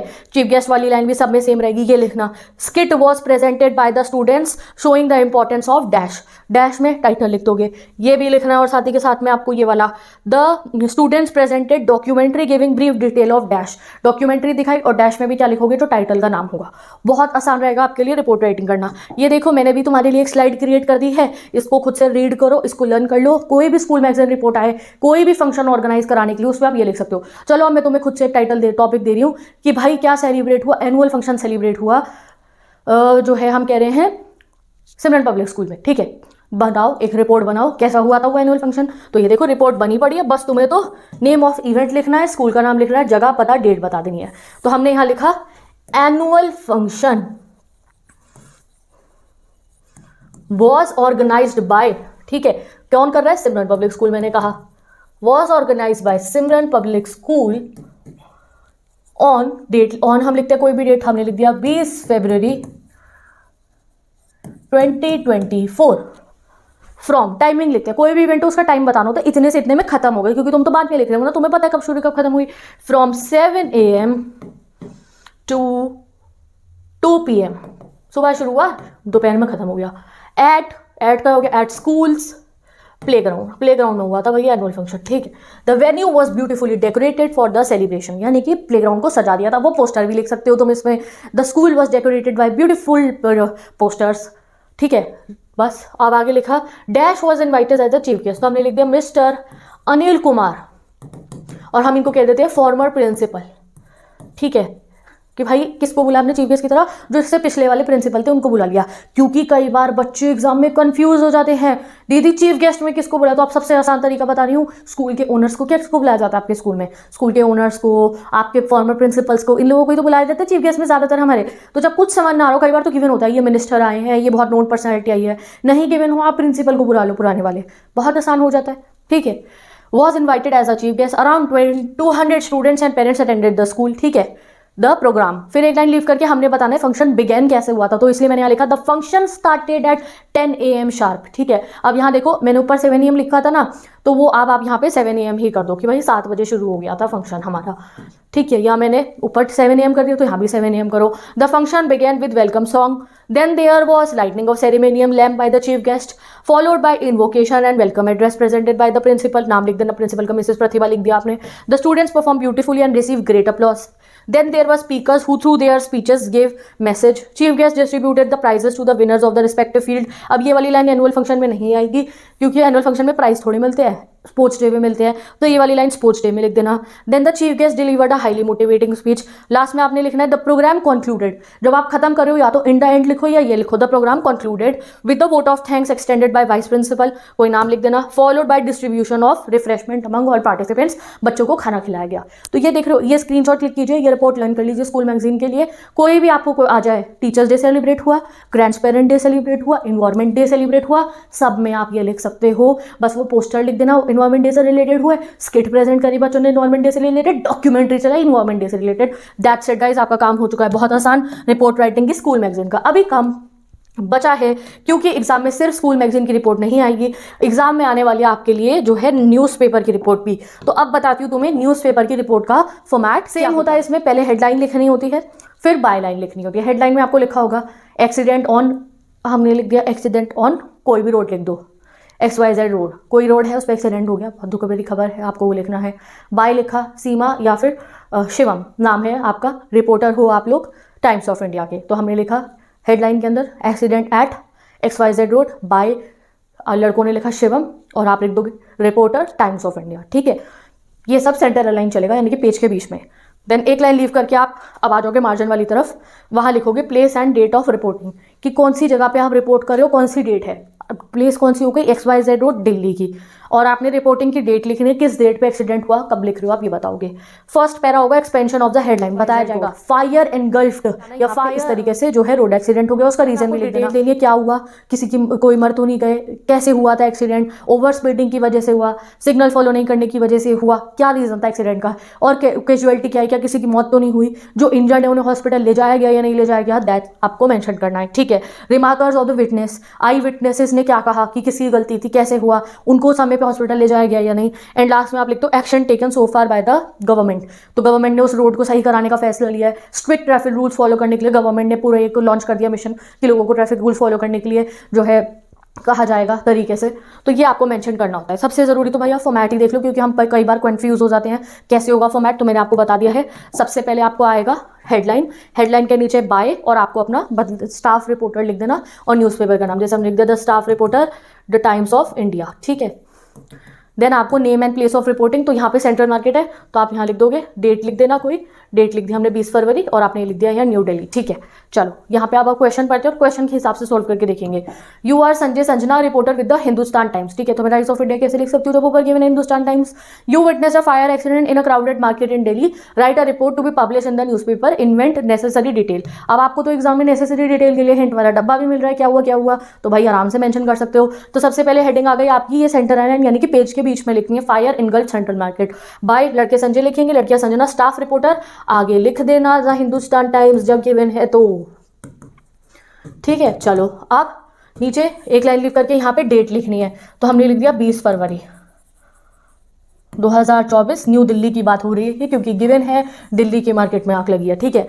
Over 100% were trapped for 2 hours when a devastating fire broke out yesterday in central market Lajpat Nagar between 5 PM and 7 PM की ये चीज़ हुई, ये एक्सीडेंट हुआ इतने से इतने बजे।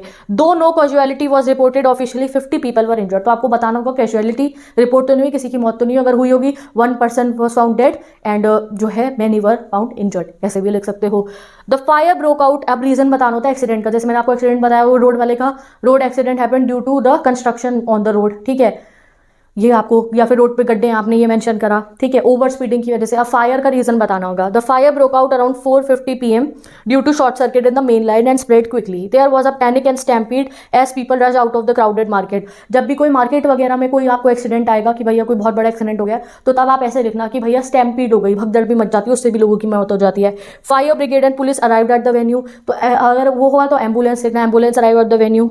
After a dozen of fireman battle for 2 hours to bring the fire under control. तो भाई कोई भी आ सकता है, सेम तो आएगा नहीं फायर वाला, बट आप देखो कैसे आपको मेंशन करना है। The loss incurred is estimated to be around 5 crore, क्योंकि मार्केट में लगी तो लोगों का, दुकानों का भी नुकसान हुआ होगा। लास्ट में आप लिखोगे इंजर्ड पर्संस के साथ क्या क्या होगा, जैसे एक्सीडेंट में भी यही लाइन लिखनी है। The injured person were rush to a near by hospital, ये सेम लाइन लिखना।